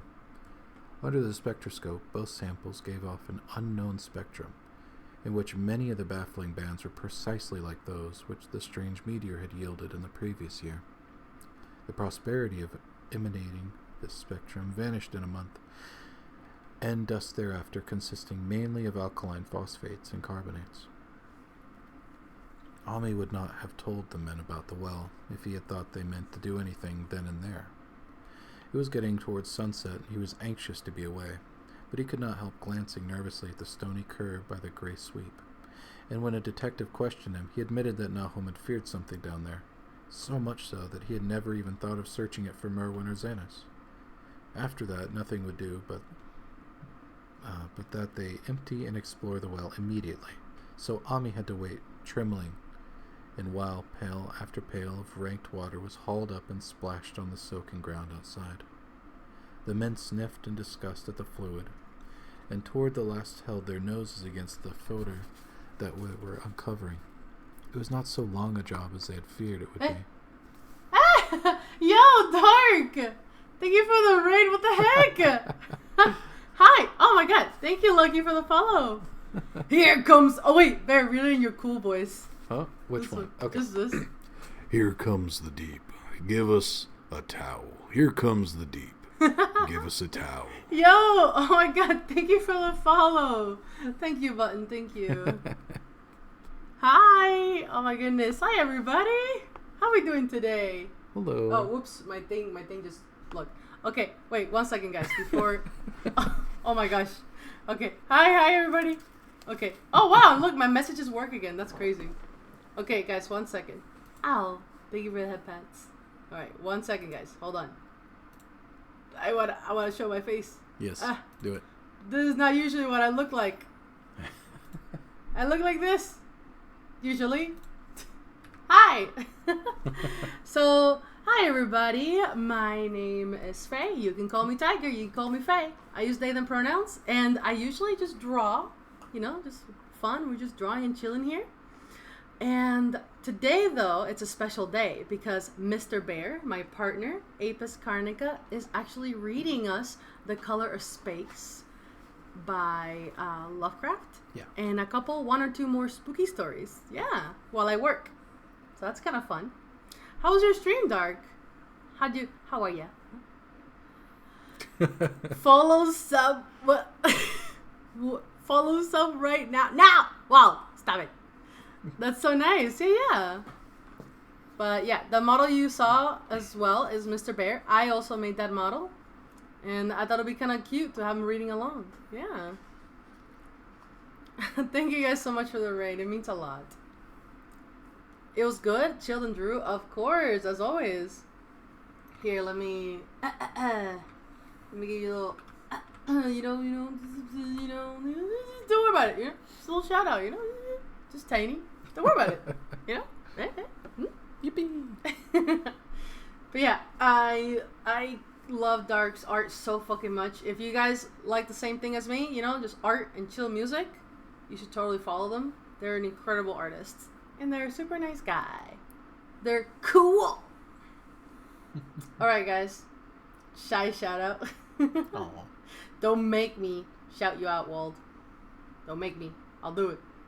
Alright, so let us continue with the story, though, because Mr. Bear is ready. Are you ready, Mr. Bear? I am ready, yes. Alright, we shall switch to bear form once more. Yippee! There you go. Hello, I'm back. Yeah, let's go. I'm just a little baby. Too just kind? a little guy. No, not at all. You're awesome, Dark. And thank you again for the raid. Alright, let us continue. Oh, thanks for joining us. Bear has bees. Oh yeah, and they move. Yeah, I got little bees. Yeah, they move around his body. Alright, go, Mr. Bear. Okay. There's no need to speak too exactly of what they found. Merwin and Xanas were both there, in part, though the vestiges were mainly skeletal. There were also a small deer and a large dog in about the same state, and a number of bones of smaller animals. The ooze and slime at the bottom seemed inexplicably porous and bubbling, and a man who descended on handholds with a long pole found that he could sink the wooden shaft to any depth in the mud of the floor without meeting any solid obstruction. You're okay, babe. Don't look at the chat, because then you Okay. get distracted. Of course. Bears? Bees? Battlestar Galactica? Real. Explodes you. That was a beautiful reference. What if you Papa check Phantom. DM real quick? Sure, why not? Hold on, let me check DMs. Yeah, well, you can add whatever you want. You can add whatever you want.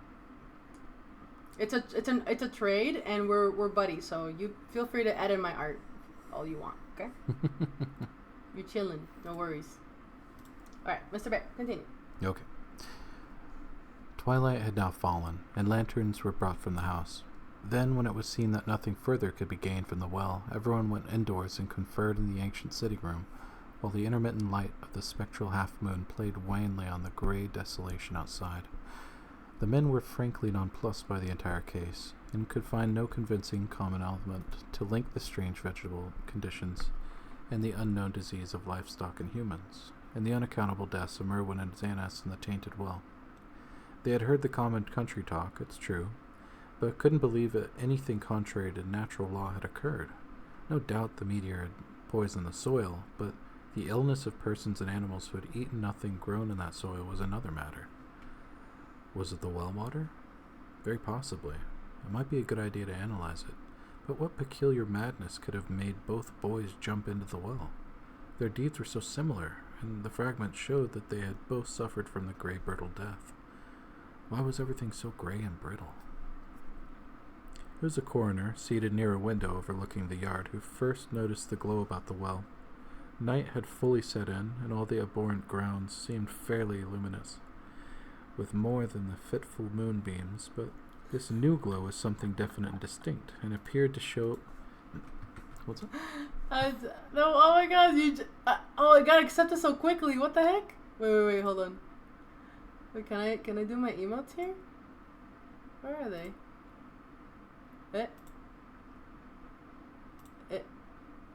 Oh my god, Better TV, you're so annoying, leave.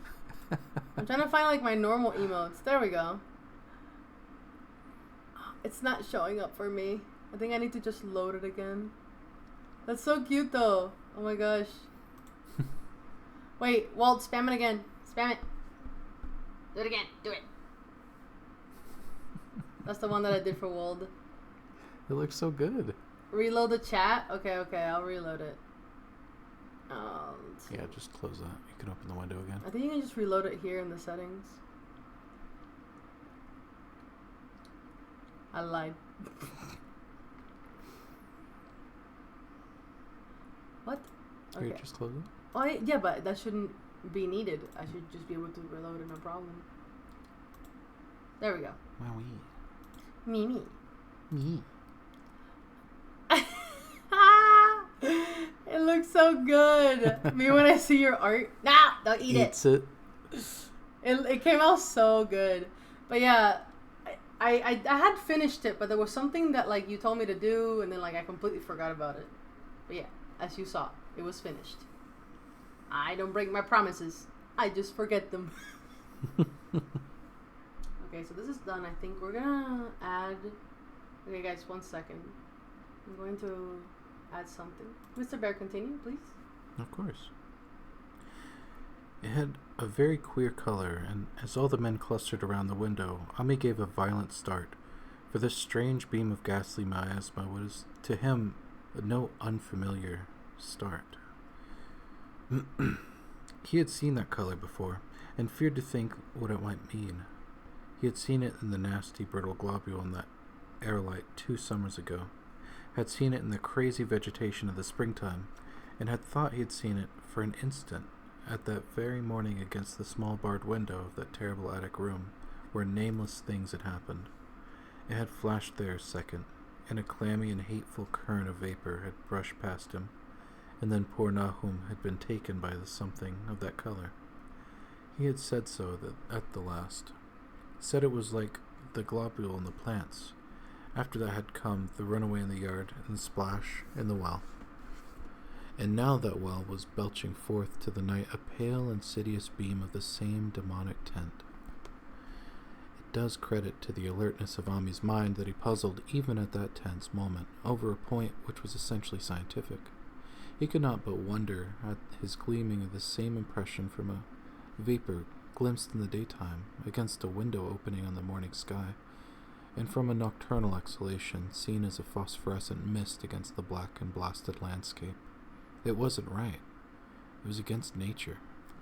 And he thought of those terrible last words of his stricken friend. It come from some place where things ain't as they are here. One of them professors said so. All three horses outside, tied to a pair of shriveled saplings by the road, were now neighing and pawing frantically. The wagon driver started to the door to say something, but Ami laid a shaky hand on his shoulder. Don't go out there, he whispered. There's more to this than we know. Nahum said something lived in the well, sucks your life out. He said it must be some aground from a round ball like this one we all seen in the meteor stone that fell a year ago June. Sucks and burns, he said, and it's just a cloud of color like that light out there now. That you can hardly see and can't tell what it is. Nahum thought it feeds on everything living and gets stronger all the time. He said it's seen it this last week. It must be something from far away in the sky, like the men from the college last year says the meteor stone was.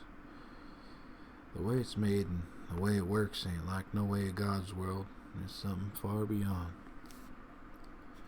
So the men paused indecisively as the light from the well grew stronger and the hitched horses pawed and whined at increasing frequency. It was truly an awful moment, with terror in that ancient and accursed house itself. 4 monstrous sets of fragments, 2 from the house and 2 from the well, and the woodshed behind, and that shaft of unknown and unholy iridescence from the slimy depths in front. Ami had restrained the driver on impulse, forgetting how uninjured he himself was after the clammy brushing and that colored vapor in the attic room. But perhaps it is just as well that he acted as he did.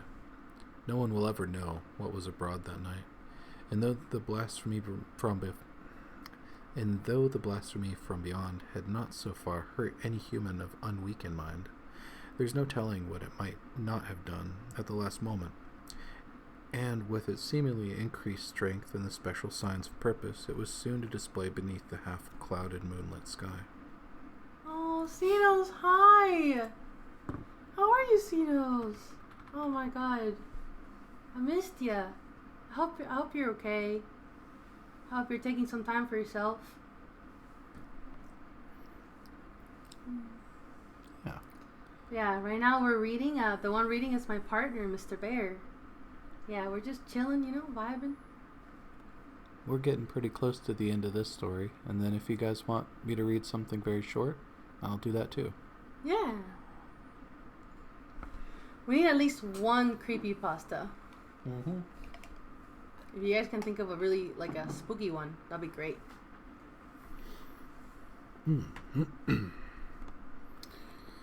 All at once, one of the detectives at the window gave a short, sharp gasp. The others looked at him and then quickly followed his own gaze upward to the point at which its idle straying had been suddenly arrested. There was no need for words. What had been disputed in country gossip was disputable no longer, and it's because of the thing which every man of that party agreed in whispering later, that the strange days are never talked about in Arkham. It's necessary to premise that there was no wind at that hour in the evening. One did arise not long afterward, but there was absolutely none then. Even the dry tips of the lingering hedge mustard, gray and blighted, and the fringe on the roof of the standing Democrat wagon were unstirred, and yet amidst that tense, a godless calm, the high bare boughs of all the trees in the yard were moving. They were twitching morbidly and spasmodically, clawing in convulsive and epileptic madness at the moonlit clouds, scratching impotently in the noxious air, as if jerked by some alien and bodiless line of linkage, with subterranean horrors writhing and struggling below the black roots. Not a man breathed for several seconds. Then a cloud of darker depth passed over the moon, and the silhouette of clutching branches faded out momentarily. At this, there was a general cry, muffled with awe, but husky and almost identical from every throat. For the terror had not faded with the silhouette, and in a fearsome instant of deeper darkness, the watchers saw wriggling. Hey, you have to stop. You have to stop. You have to read this. Read what Papa wrote. Oh, wow. Read it out loud. Well, Papa Phantom says he will drop 25 subs if Mr. Bear and Faye read The Lord of the Rings to him. I think we should do... Damn, bro. Wait, when you say Lord of the Rings, you mean the full thing, right? Like, I'm guessing that's what you mean. The full entire thing. You know, the whole series? Yes. I think Bear's voice is gonna die.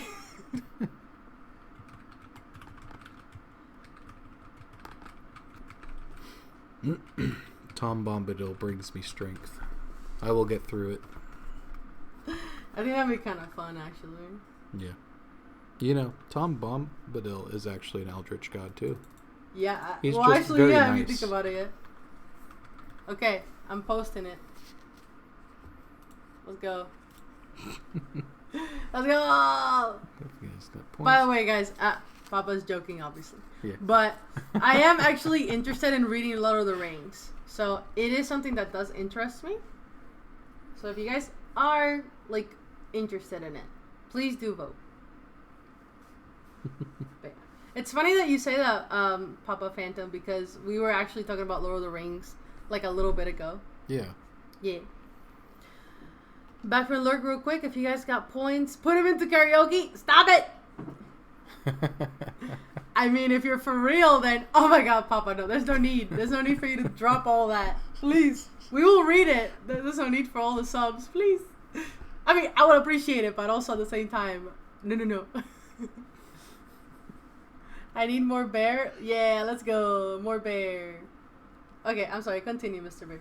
No worries. For the terror had not faded with the silhouette, and in a fearsome instant of deeper darkness, the watcher saw wriggling at the treetop height 1,000 tiny points of faint and unhallowed radiance, tipping each bough like the fire of St. Elmo or the flames that came down from the apostles' hands at Pentecost. It was a monstrous constellation of unnatural light, like a glutted swarm of corpse-fed fireflies dancing hellish sarabands over an accursed marsh, and its color was that the same nameless intrusion which Ami had come to recognize and dread. All the while the shaft of phosphorescence from the well was getting brighter and brighter, bringing to the minds of the huddled men a sense of doom and abnormality, which far outraced any image their conscious minds could form. It was no longer shining out, it was pouring out, and as the shapeless stream of unplaceable color left the well, it seemed to flow directly into the sky. You guys!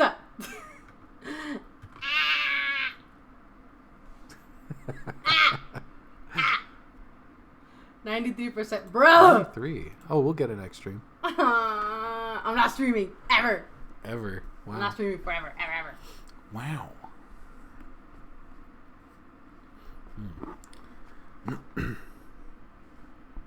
What was that dying bird sound? Wild! You bitch. Yeah, tell him, Wild Steve. That was me! Me dying. My vocal cords dying because you guys hate me. Wow, it's not funny. Not funny, Wald. It's very funny, Wald. Keep it up. Goofies, all of you. The veterinary shivered and walked to the front door to drop the heavy extra bar across it. Ami shook no less, and had to tug and point for lack of a controllable voice when he wished to draw notice to the growing luminosity of the trees. The neighing and stamping of the horses had become utterly frightful, but not a soul of that group in the old house would have ventured forth for any earthly reward. With the moments the shining of the trees increased, while their restless branches seemed to strain more and more toward verticality. The wood of the well sweep was shining now, and presently a policeman dumbly pointed to some wooden sheds and beehives near the stone wall in the west. They were commencing to shine too, though the tethered vehicles of the visitors seemed so far unaffected. Then there was a wild commotion and clopping in the road, and as Ami quenched the lamp for better seeing, they realized that the span of frantic greys had broke their sapling and run off with the Democrat wagon. The shock served to loosen several tongues, and embarrassed whispers were exchanged. "It spreads on everything organic that's been around here," muttered the medical examiner. No one replied, but the man who had been in the well gave a hint that his long pole must have stirred up something intangible. "It was awful," he added. "There's no bottom at all, just ooze and bubbles, and the feeling of something lurking under there." Ami's horse still pawed and screamed deafeningly in the road outside, and nearly drowned its owner's faint quaver as he mumbled his formless reflections. It come from that stone. It growed down there. It's got everything living. It fed itself on him, mind and body. Thad and Murney, Uzenis and Abby, Nahum was the last. They all drunk the water. They got strong on him. It comes from beyond, where things ain't like they be here. And now it's going home." At this point, as a column of unknown color flared suddenly stronger and began to weave itself into the fantastic suggestions of shape, which each spectator later described differently, there came from poor tethered hero such a sound as no man before or since ever heard from a horse. Every person in that low-pitched sitting room stopped his ears, and Ami turned away from the window in horror and nausea. Words couldn't convey it. When Ami looked out again, the hapless beast lay huddled inert on the moonlit ground between the splintered shafts of the buggy. I eat myself, rest well. Oh, of course. Night, Waltzy. Good night, Waltzy. Good night. Oh, wait. Well, before you go, wait. Wait, do you... what do you call it? I forget. Damn, that's crazy. Damn. Oh. That's crazy. Oh, that's right. It's a shout out. Oh, damn. I'm all like, bruh. Oh, man, that's crazy. You should follow Wald, okay? It's awesome. Okay, it does great art. You should follow. And they also have banger music taste.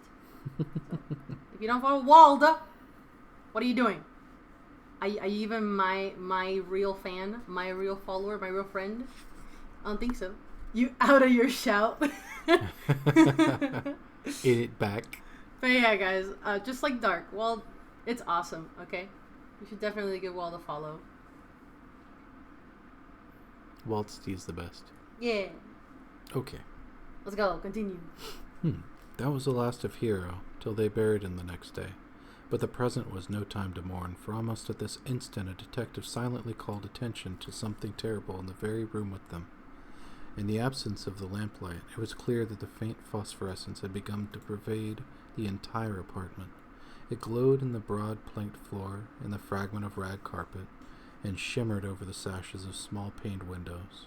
It ran up and down the exposed corner posts, coruscated above the shelf and mantel, and infected the very doors and furniture. Each minute saw it strengthen, and at last it was very plain that healthy living things must leave that house. Ami showed them the back door and the path up through the fields to the 10-acre pasture. They walked and stumbled as if in a dream, and did not dare look back until they were far away on the high ground. They were glad of the path, for they could not have gone the front way by that well. It was bad enough passing the glowing barn and sheds, and those shining orchard trees with the gnarled, fiendish contours, but thank heaven the branches did their worst twisting high up. The moon went under some very black clouds as they crossed the rustic bridge over Chapman's Brook, and it was blind groping from there to the open meadows. When they looked back towards the valley and the distant Gardner place at the bottom, they saw a fearsome sight. All the farm was shining with the hideous unknown blend of color, trees, buildings, and even grass and herbage that had not been wholly changed to lethal grey brittleness. The boughs were all straining skyward, tipped with tongues of foul flame, and lambent tricklings of the same monstrous fire were creeping about the ridge poles of the house, barn, and sheds. It was a scene from a vision of Fuseli, and over all the rest reigned that riot of luminous amorphousness, that alien, undimensioned rainbow of cryptic poison from the well, seething, feeling, lapping, reaching, scintillating, straining, and malignantly bubbling in its cosmic and unrecognizable chromatism. Let's see. Got it. Send it to. Okay, never mind. That's not for me. 2.5k away now. For what? Maniacal, huh? What'd you far away from? Yeah, tell us all where to put the points, Maniacal. Yeah. Also, hello, Barry. First time chatter. I understand. Discord. I do not give my Discord away to people if they're first time chatters. I'm so sorry. It is just a safety thing. I hope you don't take it personal. Draw me and throw me? Oh, okay. I was gonna say. But yes, Barry, I'll be more than comfortable and send you the link at any other point except, well, now. But anyway, sorry, Mr. Bear, for the interruption. Please continue. No, you're okay. Okay. We're actually almost done with this tale. Oh, yeah? Yeah. Alright. Okay. Oh, shit. Okay, there you go. You good, fam? Yeah. Nice. I'm okay. Then, without warning, the hideous thing shot vertically up towards the sky like a rocket or meteor, leaving behind no trail and disappearing through a round and curiously regular hole in the clouds, before any man could gasp or cry out. No watcher can ever forget that sight, and Ami stared blankly at the stairs of Cygnus, Deneb twinkling above the others, where the unknown color had melted into the Milky Way. But his gaze was the next moment called swiftly to earth by the crackling in the valley. It was just that. Only a wooden ripping and crackling, and not an explosion, as so many others of the party vowed. Yet the outcome was the same. For in one feverish, kaleidoscopic instant there burst up from that doomed and accursed farm a gleamingly eruptive cataclysm of unnatural sparks and substance, blurring the glance of the few who saw it, and sending forth to zenith a bombarding cloudburst of such colored and fantastic fragments as our universe must needs disown. Through quickly reclosing vapors they followed the great morbidity that had vanished, and in another second they had vanished too. Beyond and below was only a darkness to which the men dared not return, and all about was a mounting wind which seemed to sweep down in black furor gusts from interstellar space. It shrieked and howled and lashed the fields and distorted woods in a mad cosmic frenzy, till soon the trembling party realized it would be no use waiting for the moon to show what was left down there at Nahum's. I'm gonna grab some water. Yeah, you're okay. Yeah, I could tell your voice is like drying up. What is it, Maniacal? Hey! Oi! How dare you attack me? I'm innocent. Thank you for your patience. You're welcome. It's funny, I haven't even spoken much, but I need some water. Good to stay hydrated. Good to be unshrimped. Get the human out of here. How dare you? Yeah, get out of here. There's like 3 humans. What are you talking about? Yeah, get them all out of here. It's only furry hours. What do you mean? You're human too. Yeah, shut up. Be quiet. Ow!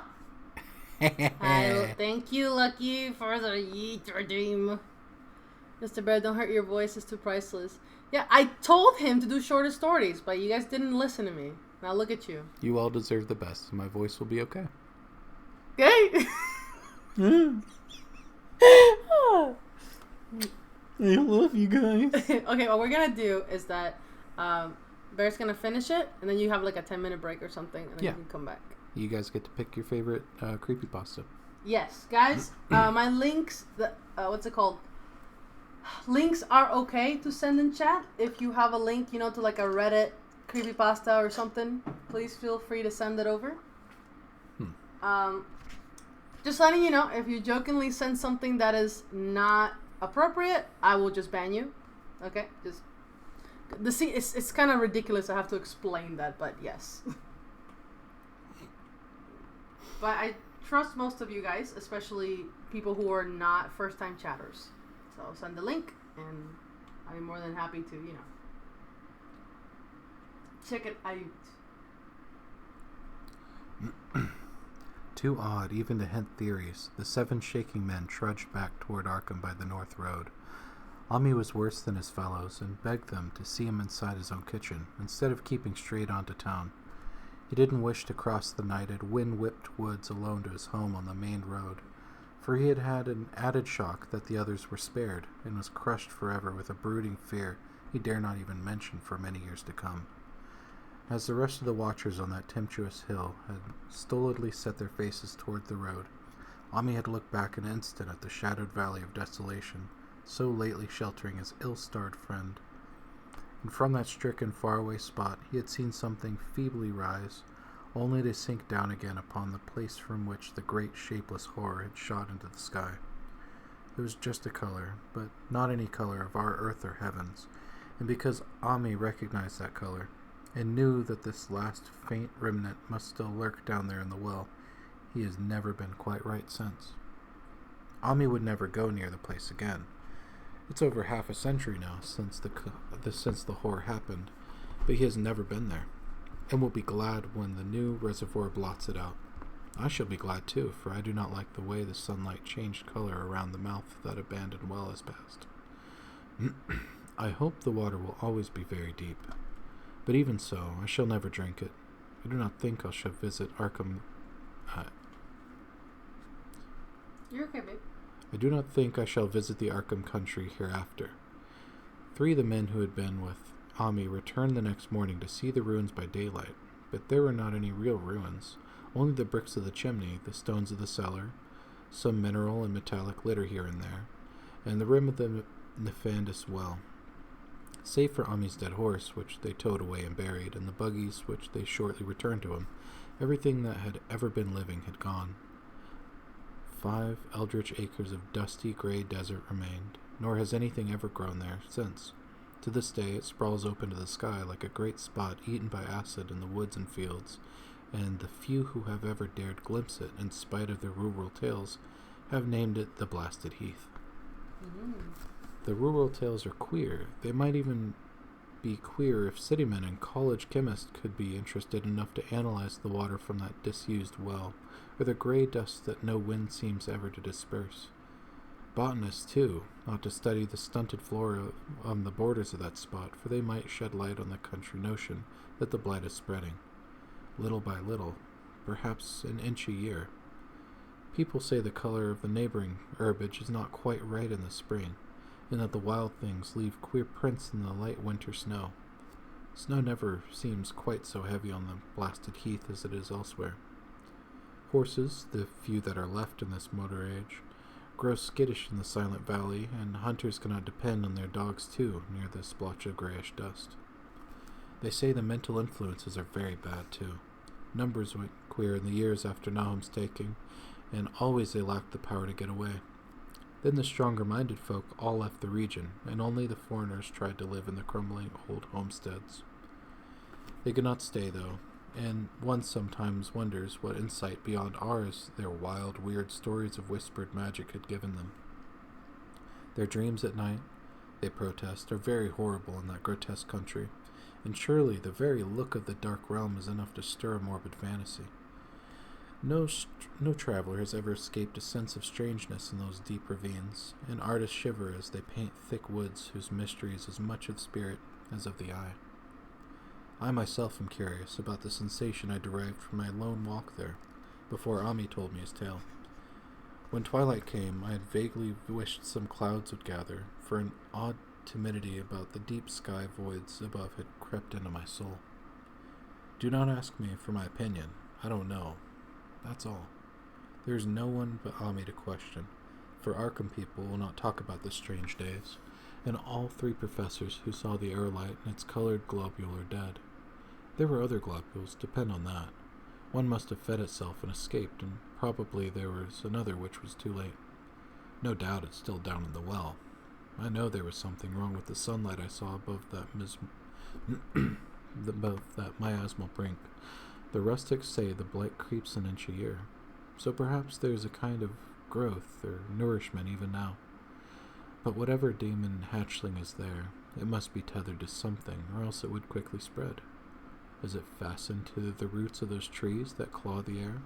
One of the current Arkham tales is about fat oaks that shine and move as they ought not to at night.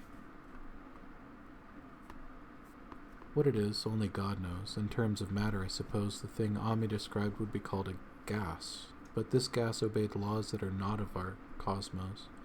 This was not fruit of such worlds and suns as shine on the telescopes and photographic plates of our observatories. This was no breath from the skies, whose motions and emissions our astronomers measure or deem too vast to measure. It was just a color out of space, a frightful messenger from unformed realms of infinity beyond all nature as we know it, from realms whose mere existence stuns the brain and numbs us with the black extracosmic gulfs it throws open before our frenzied eyes. I doubt very much if Ami consciously lied to me, but I do not think his tale was all freak of madness, as the townsfolk had forewarned. Something terrible came to the hills and valleys in that meteor, and something terrible, though I know not what, still remains. I shall be glad to see the waters come. Meanwhile, I hope nothing will happen to Ami. He saw so much of the thing, and its influence was so insidious. Why has he never been able to move away? How clearly he recalled those dying words of Nahum's, "You can't get away." It draws you. You know something's coming, but it ain't no use. Ami's such a good old man. When the reservoir gang gets to work, I must write the chief engineer to keep a sharp watch on him. I would hate to think of him as the gray, twisted, brittle monstrosity which persists more and more in troubling my sleep.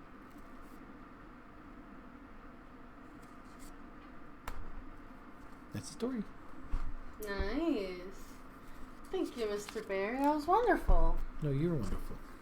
Yeah, so let's give it up for Mr. Bear. Yeah. Thank you so much for reading us The Color Out of Space by Lovecraft. So, I think Mr. Bear deserves a break, maybe 10 minutes or something? Sure. I was thinking, what do you guys think if I read you guys a story while we wait? That'd be cool. It's going to be a little hard to, read and draw. I'm not that talented. Wow. Yes, you are. You silly. All right. Okay, so Which one? I'm not really sure what I would read. I would clap, but I don't have enough points. Oh, sure. Okay. Let's see. Okay, I'm going to close this really quick. Okay, so let's go to... Actually, let me change my model while Mr. Bear is away. So, Bear, is 6:46? So, maybe at 7? Okay. Bear will be back at 7 p.m. I'm going to change back into my normal form. Boo! It is me. Okay, so let's go to... Yeah, perfect. Okay, guys. I'm going to try and find a creepypasta or something. I think it'll be kind of fun to try it out.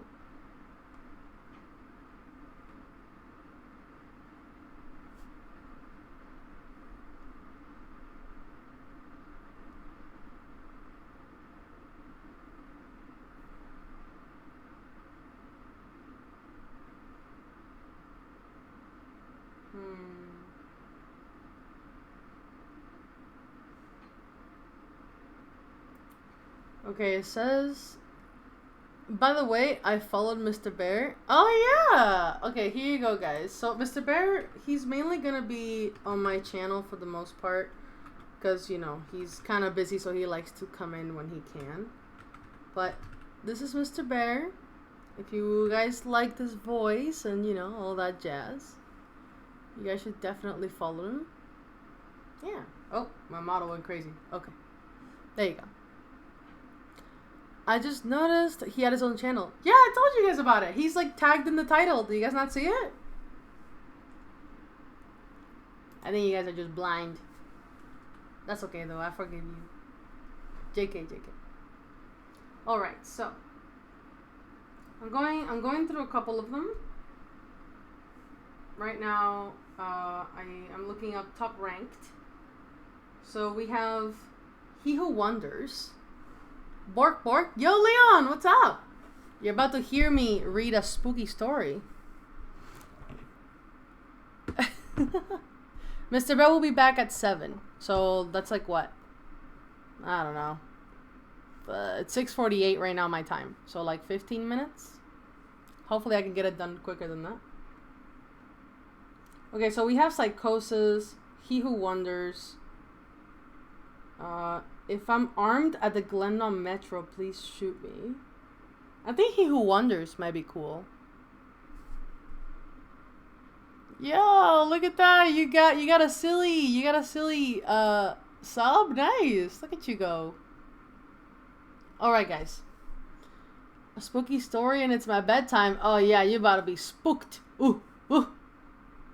Okay, guys. I'm gonna try the He Who Wonders because nobody recommended anything. If you guys have any recommendations that it's kind of quick, please let me know, like, right now. Please. But if nobody says anything in like 2-3 minutes, I'm just gonna read He Who Wonders, okay?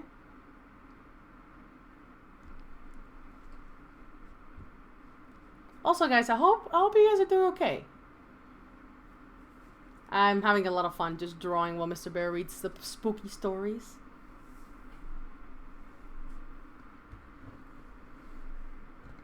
Okay. Read it! I got nothing! Fair enough, fair enough. Alright. I'm good. How you doing? I'm doing good, actually. Yeah. Oh, yeah, good time. Alright, so I finished the art piece. I might post it tomorrow. I'm excited. Okay, guys. Here we go, okay? I kind of want to change the music, though. This doesn't really match too much with the music. Sure. He Who Wonders. Written by Simon Simonian. Estimated reading time 22 minutes. That's not bad. I miss the scorching wind of Andalusia. How it pours sunlight onto your face, toying with eyelashes, flattening dry sand against cheeks and milling around hair. I miss the smell of the valley and that ripening softness of muscat fluff glistening in the afternoon breeze. From up here, I can see the house where I grew up. I see white chapels tucked into grape orchards like pawns scattered on a chessboard. I can see patches of asphalt on El Jardinito Road hailing from the old town. Oh, okay, we're gonna snooze the ads. Hopefully I can read through them. Hailing through the old town through dappled rocks, then waning behind the horizon with erratic headlights of beat-up trucks cruising along. One of the pit stops along El Jardinito, where truck drivers stop to relieve themselves, marks the starting point to this wavy trail. All covered in blotches of spindly grass stalks and flaxen sand, the trail is barely noticeable at first. Through this, no one even cares to notice it. Why would truckers taking a blitzly care to check a mucky trail leading to God knows where? But I do. This is how I got up here, to the top of this hill, where I am standing now. I climbed all the way up here so I can finally end it all these years of vagrancy and fugue, exile and fear. This is where it's all going to come to an end. But for now, I am enjoying the view of the valley unfolding below. I am sipping the air of what could be my final memories. He will show up soon. He always does. Like a shadow, he's been following me right on my footsteps, always there, behind me. And there he is. His limping figure appears behind the sharp bend off El Jardinito. He looks up and sees me, then stops for a moment to catch his breath and leans on his cane, as if assessing the remaining trajectory for this final stretch. Then resumes his walk. Or should I say, resumes his agonizing trudging. Years of endless chase took a toll on his body. How long has he been chasing me? 10? 20? 30 years? He is slow, methodically slow, But for once, I will not run. I will wait. Right here, behind this rock. I will finally come to face with him. This sharp Swiss knife blade I am holding in my hand will so lance right through his neck bone. Yes, that is what I am going to do. This ends here, at the dead end of the sandy trail atop this hill overlooking the valley with its white chapels and musket orchards. Funny, after all these years, I still don't know the real name of my chaser. I always called him what Master Borges called him. He who wonders. He who wonders, listen, I will kill you. Borges, the Borges. I idolized him when I was in college. Many did, but I was different. It was 1961. I was an average lazy learner at the Universidad Laboral de Córdoba, floating around from one semester to another with barely passable grades. I had very few friends and almost no interests. One can say I had an early form of identity crisis. Besides chugging anisado, my only other passion was literature, Latin American literature. Borges and Neruda were at the front. Oh, also I just realized it's Borges. I don't know why I say Borges Lamau. Anyway, Borges and Neruda were at the forefront. One could only imagine my excitement when I saw a pamphlet hanging on the wall of the literature faculty. Spaces were limited, but who cared? It was the man himself, Jorge Luis Borges, coming to give us a lecture followed by an open panel of questions. Like a maniac, I rushed to the auditorium hours before the lecture. I was the first in line when the doors opened. I got the front row seat. The auditorium was packed with rolling chins of young self-proclaimed prodigies awaiting the arrival of the great one. And there he was, the blind lord of literature, walking upright onto the stage with a cane and his loyal assistant right by his side. Standing ovation. He nodded and made a "Thank you, please be seated" gesture. Then he began. The lecture was dedicated to Spanish writers. I cannot distinctly recall if it was Cervantes or De Vega. It truly made no difference. Somehow, I managed to sit through his entire lecture, which lasted over 3 hours, and remember nothing. He talked slowly and methodically, pouring honey into our ears like Segovia's guitar, with his absent eyesight affixed on the ceiling. And it happened. Something that caught me completely off guard. Before closing day, Borges was about to take questions from the audience. Of course, I raised my hand, and so did about hundreds of other students. One of Borges' assistants whispered something into his ear, which made him smile. It is an honor for me to be in front of an audience of young people, but our time is not infinite, he said with blind eyes. Oh, again we snooze. He said with his blind eyes still pinned on the far corner of the hall. For what reason, I will randomly pick questions from 5 of you. I have never won any prizes or lotteries in my life. Oh, okay, the music, okay. You need to chill out, music. There we go. Much better. I have never won prizes or lotteries in my life. When I played poker or blackjack, I lost far more than I won. I knew my limitations, and that turned me into an average apathetic person, rarely trying to outdo oneself. And so, sitting still with little ambition, I got used to that. Until that moment, when I saw Borges pointing his finger in my direction, that came as nothing as a sort of shock. Me? Yes, young man. Senor Borges picked you. Step forward and introduce yourself, said his assistant. I did not know what to ask, so I quietly mumbled my full name. Fernandez Agustin Navarro. Borges shifted his gray-shaded pupils in my direction as if reacting to a sudden buzzing or a fruit fly. Fernandez Agustin Navarro. Navarro. I haven't met you once before, young man. No, Senor Borges. I had never had the honor. But you will. We will meet again, Senor Navarro. You and I will meet again. But for right now, what is your question? The rest of the day was foggy. I don't remember what question I asked. It must have been about him winning the Prix International. Not sure. Maybe not important. No, not important at all. The greatest writer in the history of mankind called me by name, and then that bizarre, unreal thing he said about us meeting again. When? 9 years later, in 1970, there I was, a somewhat promising journalist in one of London's somewhat scandalous tabloid newspapers. Every week, my name was featured on the second page alongside with celebrity chronicles and vile rumors. My paycheck was decent enough for a small studio flat by Manchester Square. After years of having been pent up by directionalist studies, you could say I became something more than an average, or at least that's what I believed. That day, it was early October, arguably the best season in London, began as usual. I ate my chick breakfast consisting of 2 scrambled eggs, ham, and toast, in a dark toast coffee at Barrymore's Diner, and was ready for a pleasant walk in the office. It was shortly after 8 a.m. and was in no hurry.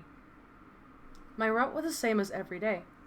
Past the square, right turn on George Street, left turn on Thayer, another right on Marylebone. My thoughts that morning were all preoccupied with the piece I was working on, so I slowly was making my way through the square when something caught my eye. Or rather, someone. At first, I did not pay much attention to him, no more than I did anybody else who idled the square that morning.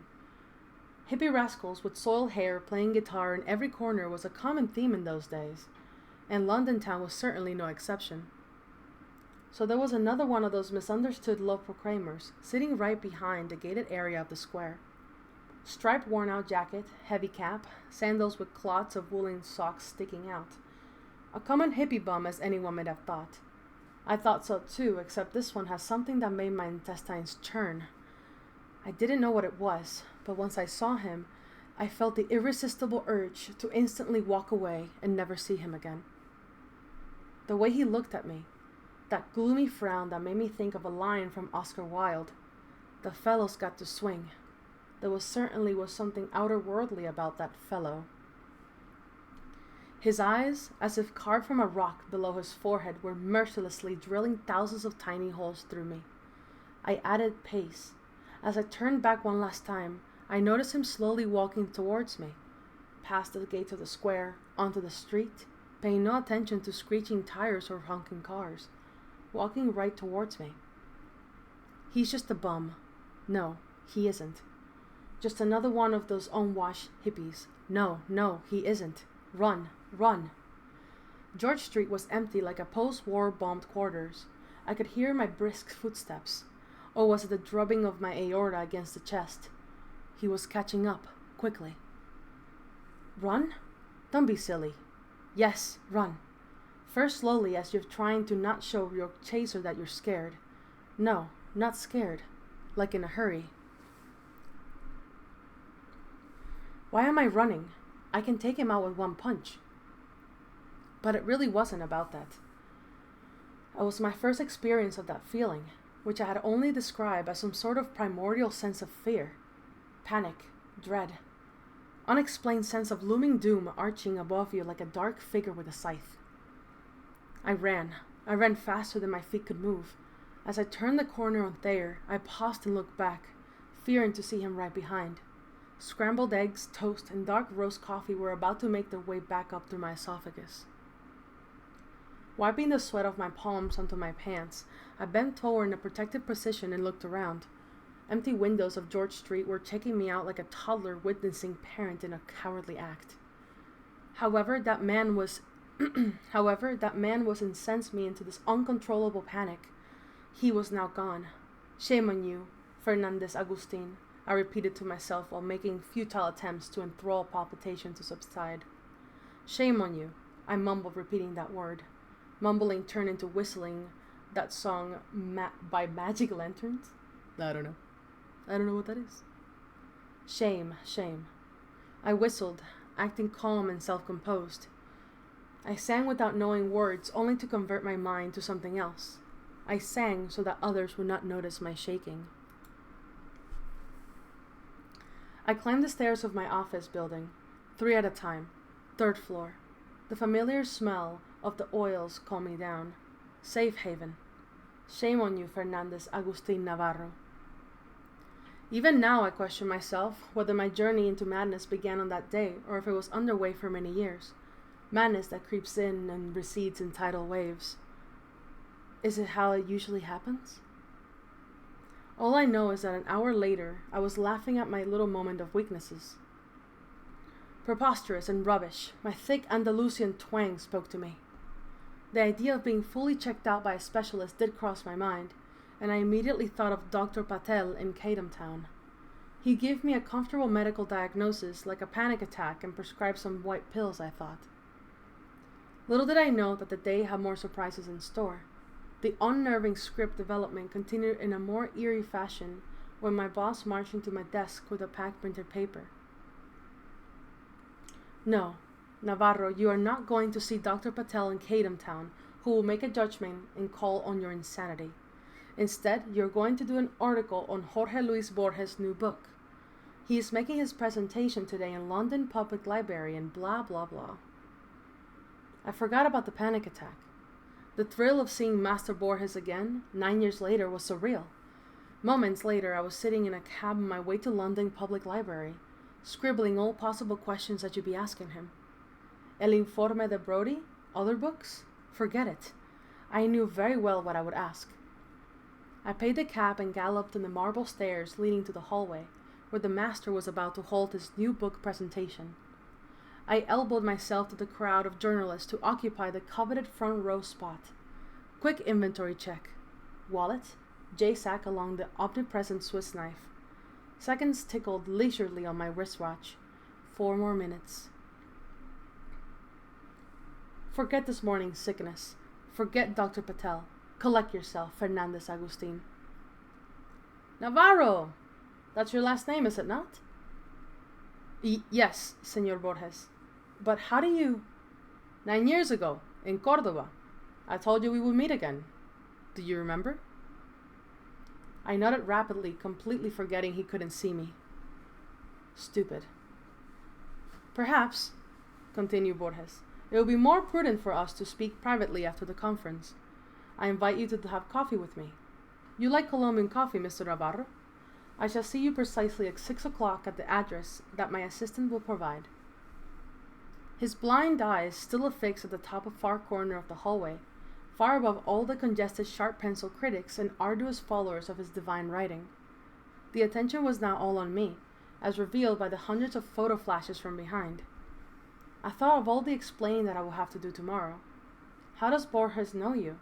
Are you friends? You were raised in Córdoba. Are you his illegitimate son? Back then, I did not know. Answers came later. Hi, welcome back, Mr. Bear. Hello. Memory is a tricky animal. As I gaze over the valley... I see. It's going to be an ad in 3 minutes. So I'm going to take a little break when the ads pop up, okay? And then we'll finish the story. Memory is a tricky animal. As I gaze over the valley and satiate my lungs with familiar smells, I cannot think of anything specific. Vague and elusive memories of my childhood home. And these orchards, these white chapels and the old town itself, nothing but an incomprehensible sensation somewhere down there, below the chess cage. I close my eyes and let the sun twirl around the tinted specks of mosaic light. I am trying to focus without looking. Alas, nothing comes to mind. I've been robbed by memory. You. I cast my eyes at the trail again. He is closing in. It's hard for him to walk upwards, and yet I see the determination in his eyes. In his tight grip of his wobbly walking stick, in the way he periodically stops to catch his breath, and eyeball the remaining distance. I am not going anywhere. 5, 10 more minutes? Come and take me, old man, if you can. I almost see his facial expression under the heavily pronounced frontal lobe. It's a grin. It's an expression that says, "We shall see."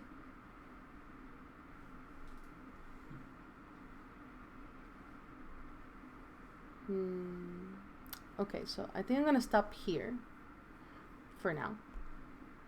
Mr. Bear? Yeah. If you would like to care for them for a little bit while I go to the restroom really quick. Yeah, I'll be right back, guys. I can't snooze the ads anymore. I'm sorry, guys. I tried. You snooze, you lose. Snooze, you lose is right. Oh my god, don't tickle me when I'm stretching, please. You dummy. Yep, I'm a dummy. You're a dummy. Alright guys, I'll be right back after the ads. The ads like 3 minutes, okay? So please go get a drink, get a snack, stretch, Get it snug. get a snug, and I'll be right back. Yippee.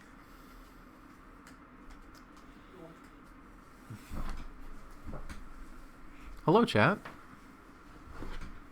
How's everyone doing?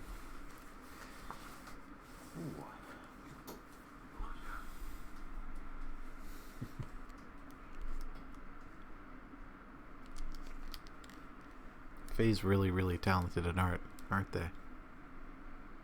It's really fun to see how well they define the little characters and stuff in their sketches. I wish I was that talented.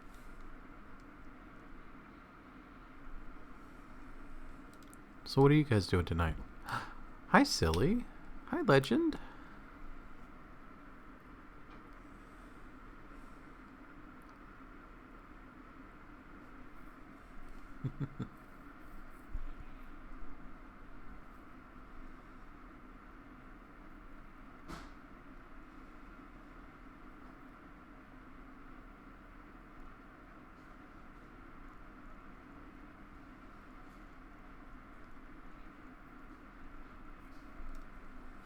If you gave any others, or if you have any other story ideas, let me know.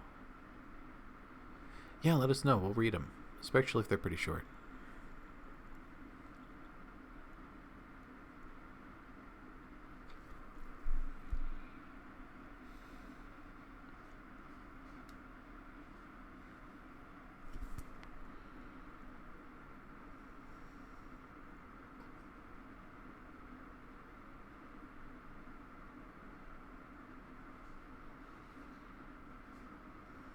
Nine, 10, 11, 12.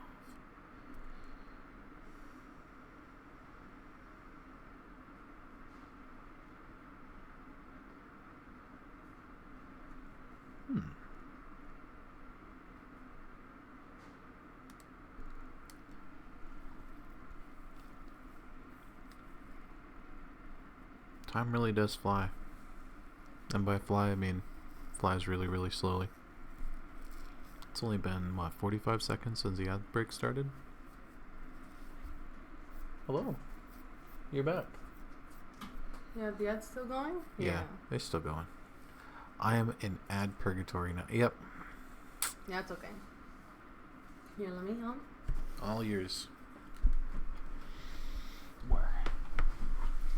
Let's see. Hi, everybody. Hello, hello. We're still in ad purgatory, I see. No worries, no worries.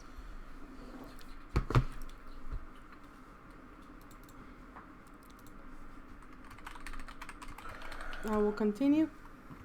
Continue after ads. Yes? I might read one or two more, but I have to go help Shelby. Oh, okay. That's fine. So if they don't have another one, I'll head out. But if they do have, I think you might want to head out then. Okay. Okay. Yeah, it's okay. It's Thank an you so emergency, much. so. Oh, wait. I think you should wait until the minute it's up. Okay. Yeah.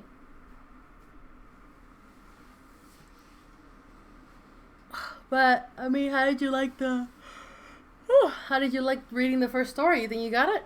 Yeah. Do you see why I told you to do short stories now? No. I mean, You still don't get it? Damn, you are hard-headed. Holy fuck. I like reading.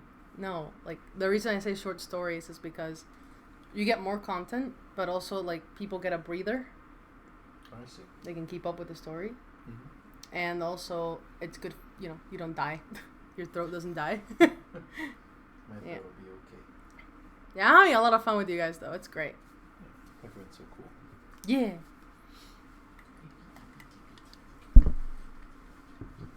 Okay, 20 seconds left. Let's go. And we can continue.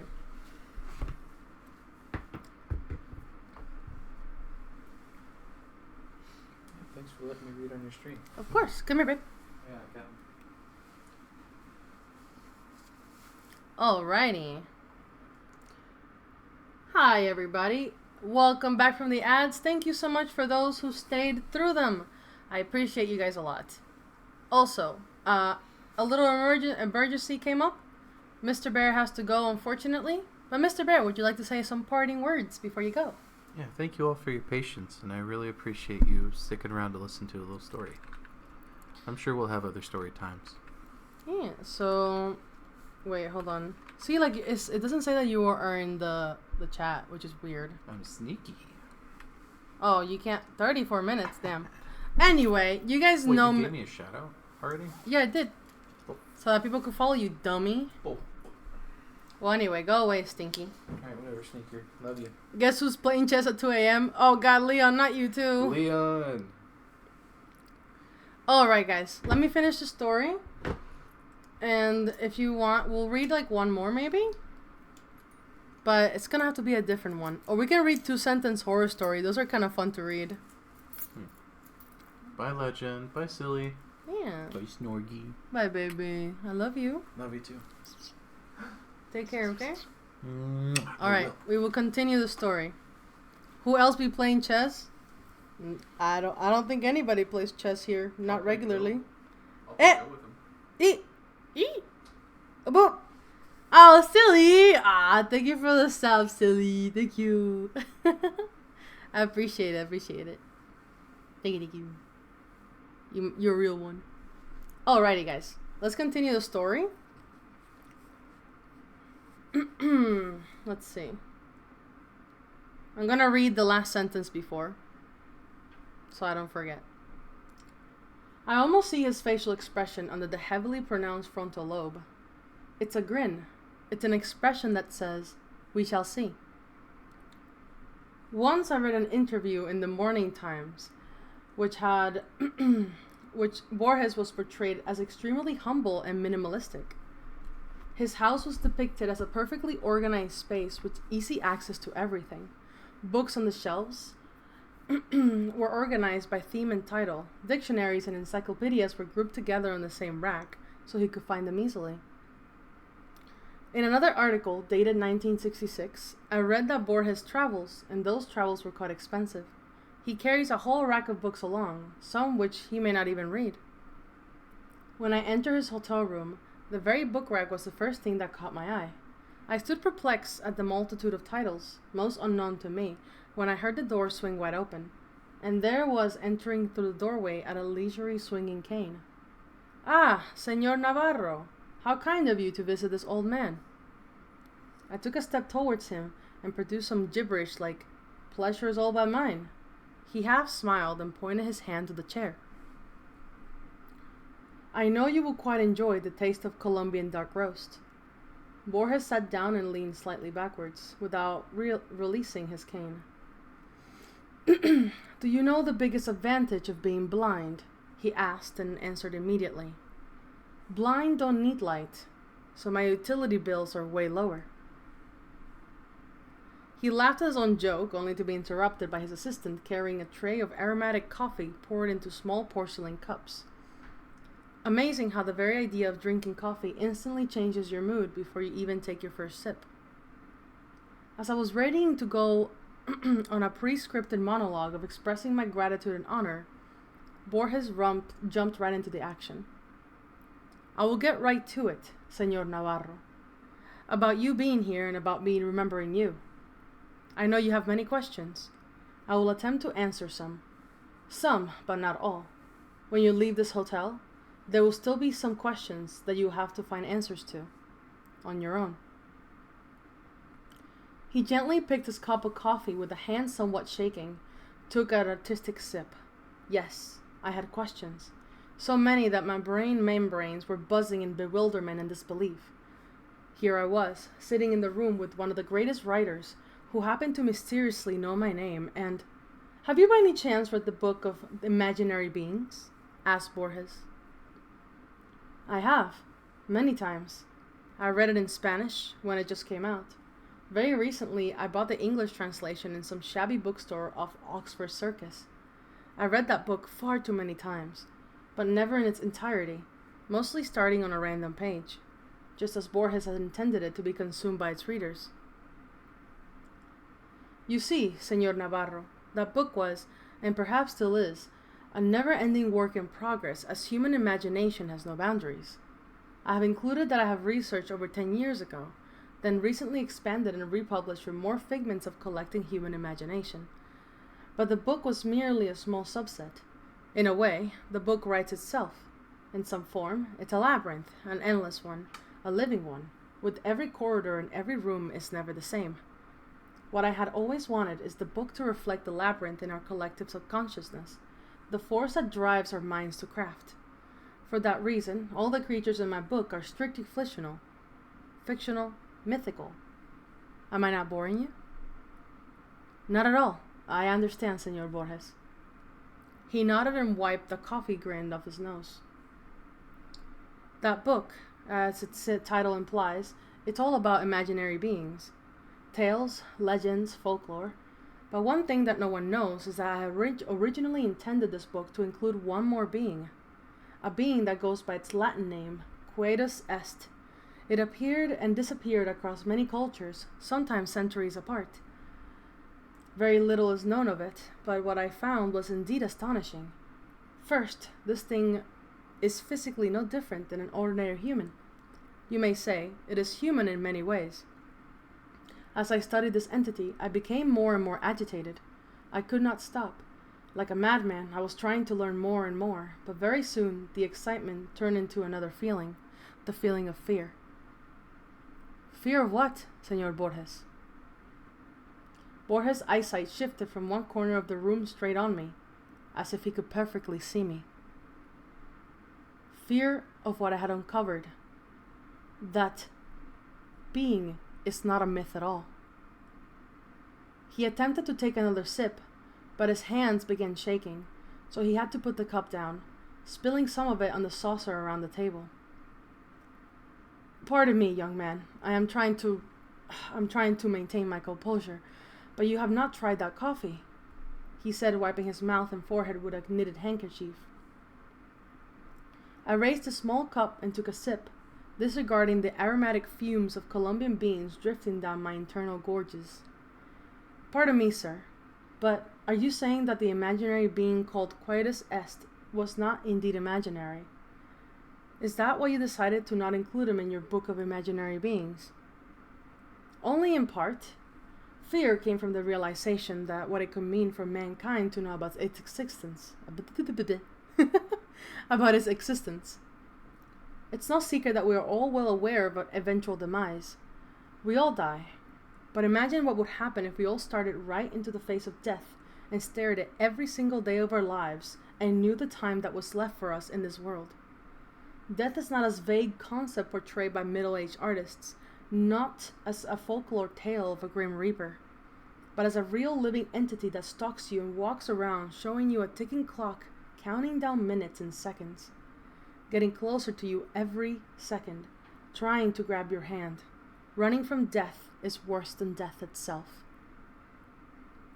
He took a deep breath and closed his eyes. But I shall walk and talk no more. Allow me to give you my scribbles from years ago. They are unedited in their raw format, so please pardon the poor language. It's right there, in the drawer. You will find a folder with a yellow piece of paper. Read it out loud, while my ripe old body attempts to catch a breath. Oh, hi, Sinos. I'm glad you're still here. Hi. Where's my shift? Hold on. I gotta move. 1 second, guys. Want 1 small second.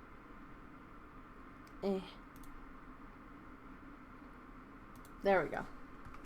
I was just moving my iPad. Oh, and a backwards heart. I'm so smart, guys. Alright, we continue. He took a deep breath. Oh wait, I already said that. Whoops. Read it out loud while my ripe old body attempts to catch a breath. I opened the drawer as he instructed and found a yellow piece of cursive handwriting carved in Spanish with some Latin phrases. Beep boop. Hi, Harley.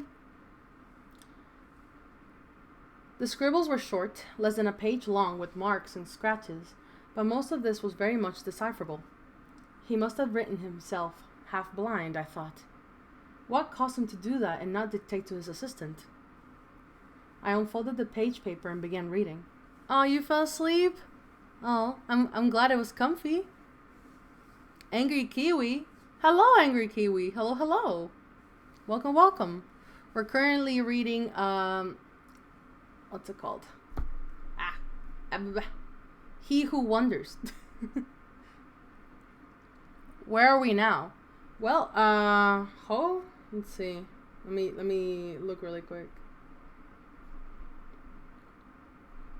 Meh. I think we're 60% done, 60 or 70% done with the story. But long story short, this guy, Agustin, saw a person stalking him all the time. And he thought he was going insane because nobody else seemed to notice it. But he talked with Borges, which is a famous writer, in one of those like meetup, I guess, that where you can meet famous people or like writers and stuff. And Borges noticed his fear and like anxiety, and he was like, "Yo, homie, me too. Death is also following me." So we're trying to figure out how this is gonna end. Will he get killed? Will Agustin kill him back? Who knows? You finished your art, or you still need work? Well, the other art piece, I finished it. Yes. At least I hope so. Okay, guys, 1 second. I'm trying to find, there you go. Here it is. For some reason, the page reloaded. Okay, so let's go. Let's continue. I unfolded the paper he told me to read and began doing so. Quietus est. It is said that one shall not know about its own ways in times of demise. The imminent passing is only felt by those who are either terminally ill, and even so, they do not possess the knowledge of when and where, or by death row inmates, awaiting the exact day and time of their execution. Lack of such knowledge coerces us to exist. Sumerians believed in a certain deity. The word deity was scratched and replaced with demon of death embodied in human flesh and bones, which again was scratched and replaced with entity, whose sole role was to stalk its victims and inform them of how much time they have left to live. Per the ancient Book of the Dead, which was discovered by a set of clay tablets. Tablets? Yes, tablets. Typically buried in corpses, only those that are luminous can see the deity. Again, crossed out twice, replaced with demon, and then again with entity. The luminous ones are thought to be either people with high spiritual powers, or vice versa. The cursed ones, condemned by priests. The reference briefly reappears in some Egyptian manuscripts, but in later writings it's replaced by Anubis, or, in rare occurrences, by Horus.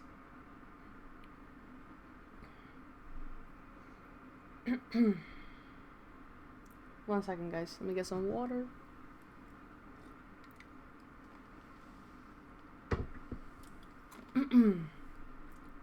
The writings again depict this unnamed being as an external human who never sleeps, but always wonders.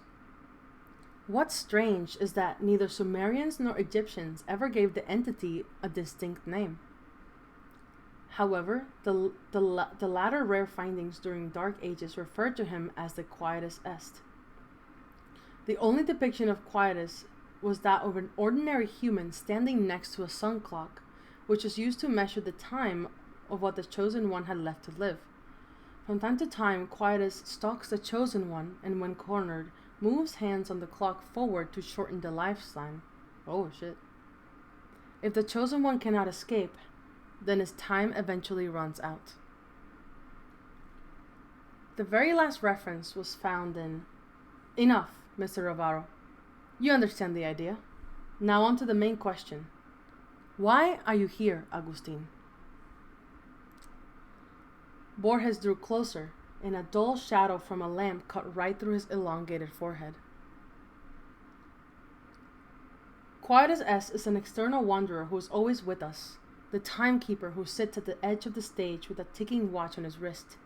The greatest gift given to mankind is its ability to see him. When I lost sight, I thought blindness was a blessing in disguise, but one does not require eyes to see the wanderer. What eyes cannot see, ears can hear, and skin can feel. I hear him, I feel him. You are here, Mr. Navarro, because you and I are the luminous ones. Borges paused and asked me with a trembling voice, Mr. Navarro, you saw him too, didn't you? Cold shivers have been accumulating in my lower back, have rushed up my spinal cord in millions of explosions. Nausea formed a massive ball of air in my throat, and for a moment I struggled to breathe. Desperately trying to seize the thumping inside, I pushed words out. I saw him today. How do you get used to the notion of being a passerby on this earth? Ordinary humans do not have to get used to that. We have that built-in protection layer, that safety cork in our brain membranes that separates the realization of being mortal from flooding down upon us. It allows us to breathe the air. It lets us exhibit this extraordinary yet sacred carelessness. The mental block that denies the laws of life on a primitive emotional level, even for the keenest scholars. The indecipherable tetragrammaton is shown to us in every step we take, in every cup of Colombian coffee we sip, in every word of wisdom that we collect from books. Every second we bypass the sinister tick-tock and hear the name of the God being whispered into our ears. And yet we, humans, turn around and whistle, shame, shame, deceiving our own self-cognizance.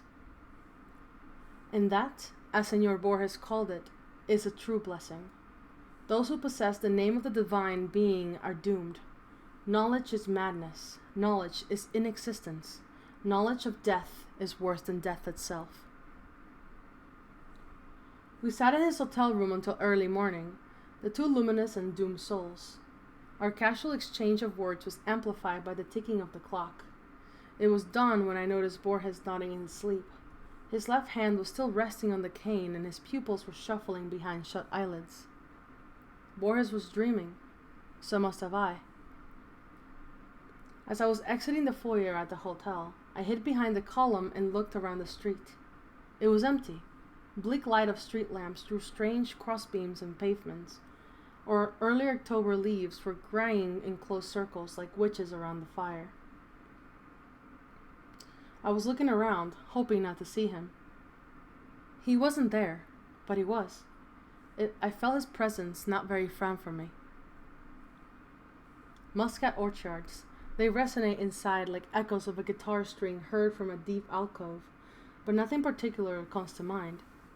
I am trying to shift focus from one object to another, but my nomad memory is lost in endless labyrinths. You took my memories away from me, did you not, he who wanders? Wait, mortal. Wait 5 more minutes, and you will know the answer. I hear in my brain. He is talking to me now. I can see how the long uphill walk is wearing him out. But what are pain and tiredness when you're crossing the finish line? As Borges warned me, do not ever come close to him. Do not look him straight in the eyes. He will always be near. His watch will be ticking. If he attempts to catch you, run. But he will forever follow. In a way, he will be like a shadow of you. And I ran, and he wandered. I evaded, and he followed. He came too close to me in my hotel room on the second day after my long night at Borges' quarters. The fool in me still thought that escaping from him would be as easy as moving into a new flat, or checking into a hotel, so I did just that. It was some shabby hotel minutes from my work where I decided to spend a few nights just to think things through. That evening, and I remember every minute of it, was my first face-to-face encounter with him. My room, B6, was on the basement level. As I stumbled through the dark hotel corridor, trying to find the key to my room, I felt his presence. But my ignorant foolishness dismissed all mental warnings and turned the keys. As the door hinge squeaked, I took my first step into the hotel room. A street-level window was casting 2 thick yellow streaks of light into the floor carpet. I smelled dust and spiderwebs. He was in my room, sitting on the edge of the bed with a rope in his hand. A thin white blanket was covering his head like a shroud around a statue. I stood in a stupor like a paralyzed insect. An avalanche of sweat and gush from every pore of my body. With a hand twisted from my back, I was feverishly trying to twist the doorknob. He got up from the bed with a groan. He took a step towards me. Hand too sweaty to turn the knob. Open it. Open, damn it. He grabbed my wrist. Open. Run. The stretched corridor of the hotel basement flashed like random shots of silent movie. Run. B5. B2. B1. Run. Staircase. Up. Left. Exit. Run.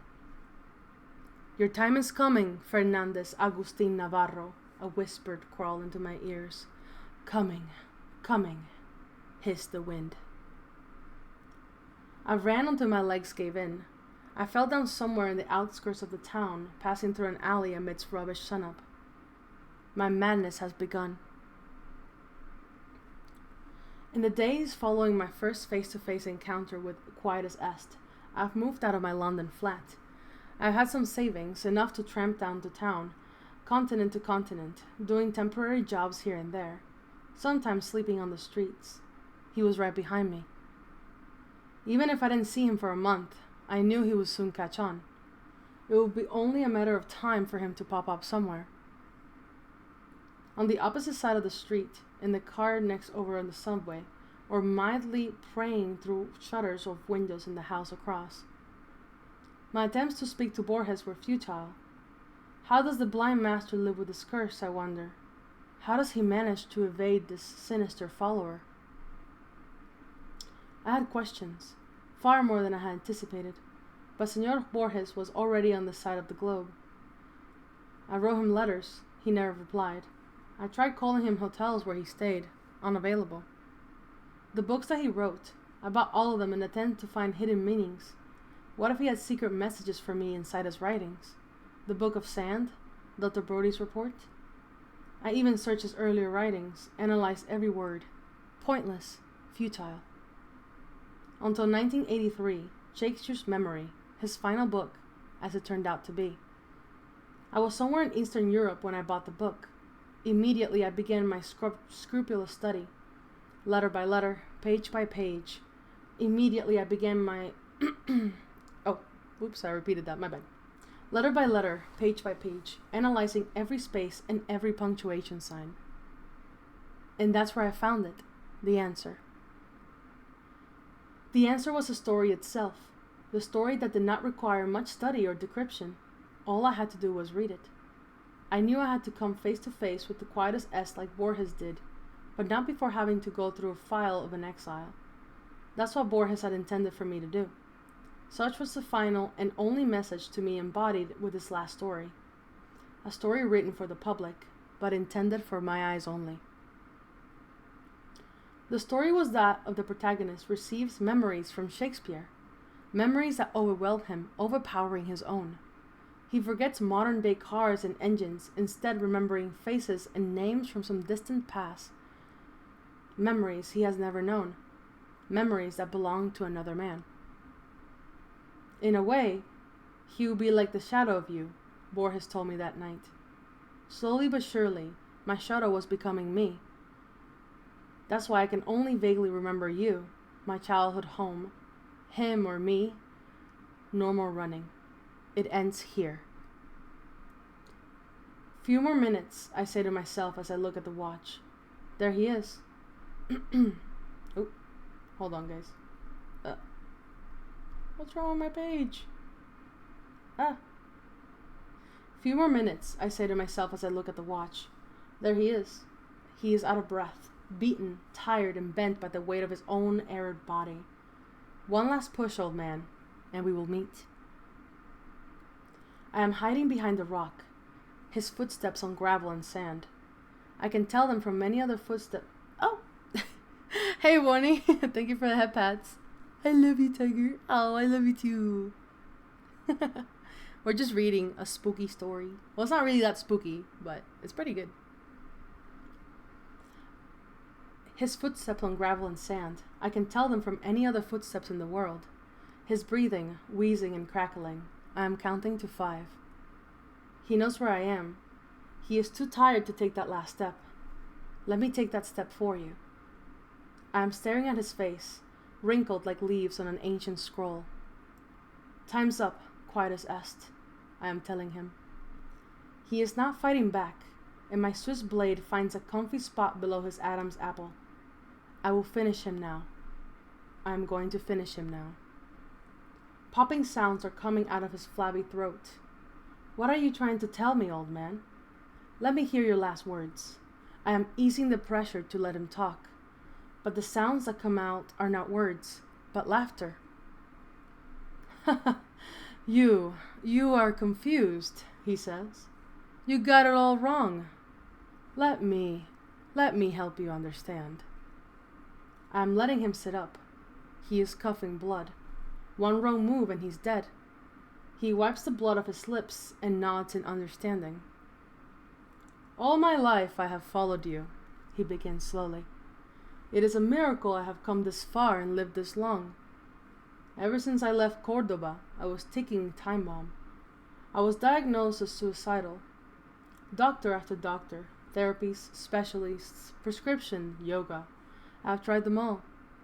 Some helped for a while, and the disease subsided, but then rolled back with a stronger wave. It's this disease that nests here, he points to his head, forcing him to look for a way to end my own life. It all began in London, on that morning when I was sitting on the bench in the middle of that square, feeling the disease gnawing on my brain. My first attempt was in that hotel, room B6. I sat on the bed in a dark room for hours with a rope in my hand and a blanket over my head. Death opened the door and stood above me in the darkness of the room. Oh, how I wanted my pain to end, but it was not meant to be. Not then, not there. I had had to live on. Ever since that day, it was a cat and a mouse game between us. I chased death, and death would always slip away, until now. He pauses, rubbing his flabby neck, and then points his finger down the valley and continues. I was born in that house. I remember every moment of my childhood. My parents, my toys, my school. I remember playing hide and seek with my cousins in Muscat Gardens and dozing off on Sundays, clergy in that white chapel. My name is Fernandez August Navarro, and you have no true name, but they call you quietus est, the one who wonders. Filaments of scorching infernos have ignited all over me. The fire sets off inside my eyelids, spreading over all facial pores and trickling down my body. Lies! Imbecile lies! I roar. Look at me, he says. I'm an old man. And you? Still strong and young as you always be. You have not aged. Now think more. What do you remember from your childhood? Shakespearean memories of random sounds and smell are all you've gained from me. Master Borges knew who you were. He cracked you and tricked you. He made you think you were me. That was his day and his... Oh, okay. The thing just reloaded for me. Where is it? There you go. He cracked you and then he tricked you. He made you think you were me. That was his way of evading you, by not revealing you the truth until his final breath, final book, final story. You're the one who wonders. And those memories you have, those are my memories. And now that I've told you who you really are, you must finally finish me. I've heard enough as bibs. I'm throwing... Okay, this keeps loading for me. I don't know why it keeps like doing that. Okay. Oh boy. There we go. I have heard enough of his fibs. I am throwing my knife away. I shall not require any blades to finish him. With hands clenched around his thin neck, I strangle him. I hear him squeal as the grip tightens. I feel the crackling of neck bones between my thumbs. I see him gulping the air in warm convulsions. He looks peaceful. I sit on his chest and watch his last breath pick up by the wind, carried down to the valley of the gardens, passing by the white chapel and the house where he grew up. The scorching wind of Andalusia is pouring sunlight on his face, toying with his eyelashes, pounding on cheeks and gearing through hair. He must have missed the smell of the valley and the ripening softness of musk's fluff glistening in the air. I am rewinding my wristwatch and walking downhill along the wavy trail, my thumbs still sore from killing. I am taking small steps sideways. Once I reach El Jardinito Road, I will hop on the first bus, and from where I will travel west or north. Destination does not and will never matter. Anywhere is where the road takes me. Me, the one who wanders. Yeah. That's it. It's pretty good, honestly. I liked it. Oh my goodness. Boy, am I tired. I hope you guys liked it. I will say though, I don't know if this is a creepy pasta. It's more like slightly spooky pasta. Alright, so I think we're gonna call it a day for today because my voice is tired. Let's see who we can raid, shall we? It was nice. Yeah, I agree. It was pretty nice. Alright, so Vexing Cat is still live, thank goodness. So we're gonna raid Vexing Cat. As we should. So, let's go. Raid. But guys, I had a wonderful time. I'm so sorry, by the way, that Bear had to leave so quickly. It was an emergency. But since you guys like it, we're more than happy to read you a couple of them. And who knows, maybe he will join tomorrow. Or after, or Monday, I don't know. We'll see. So guys, all you have to say is just, oh, well, it's only sub only, but that's okay. We'll raid anyway. It happens, don't worry, sunshine. Thank you. Thank you for stream, of course, and thank you everybody for, staying. This is very new, and I didn't know how well it was gonna do, but I'm happy that I did it, and I'm happy that you guys are interested. We'll, plan it out better next time. But yes, thank you for stream, of course. I'll probably hang out on the server later, who knows, and continue. I do want to plan out those emotes, because I don't want to forget.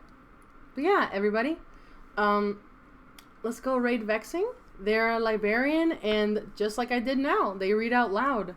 And it's very lovely, it's very calming. So, yeah, let's go. Okay, everybody, take care of yourselves. Take care of each other. And have a wonderful rest of your day. Bye-bye.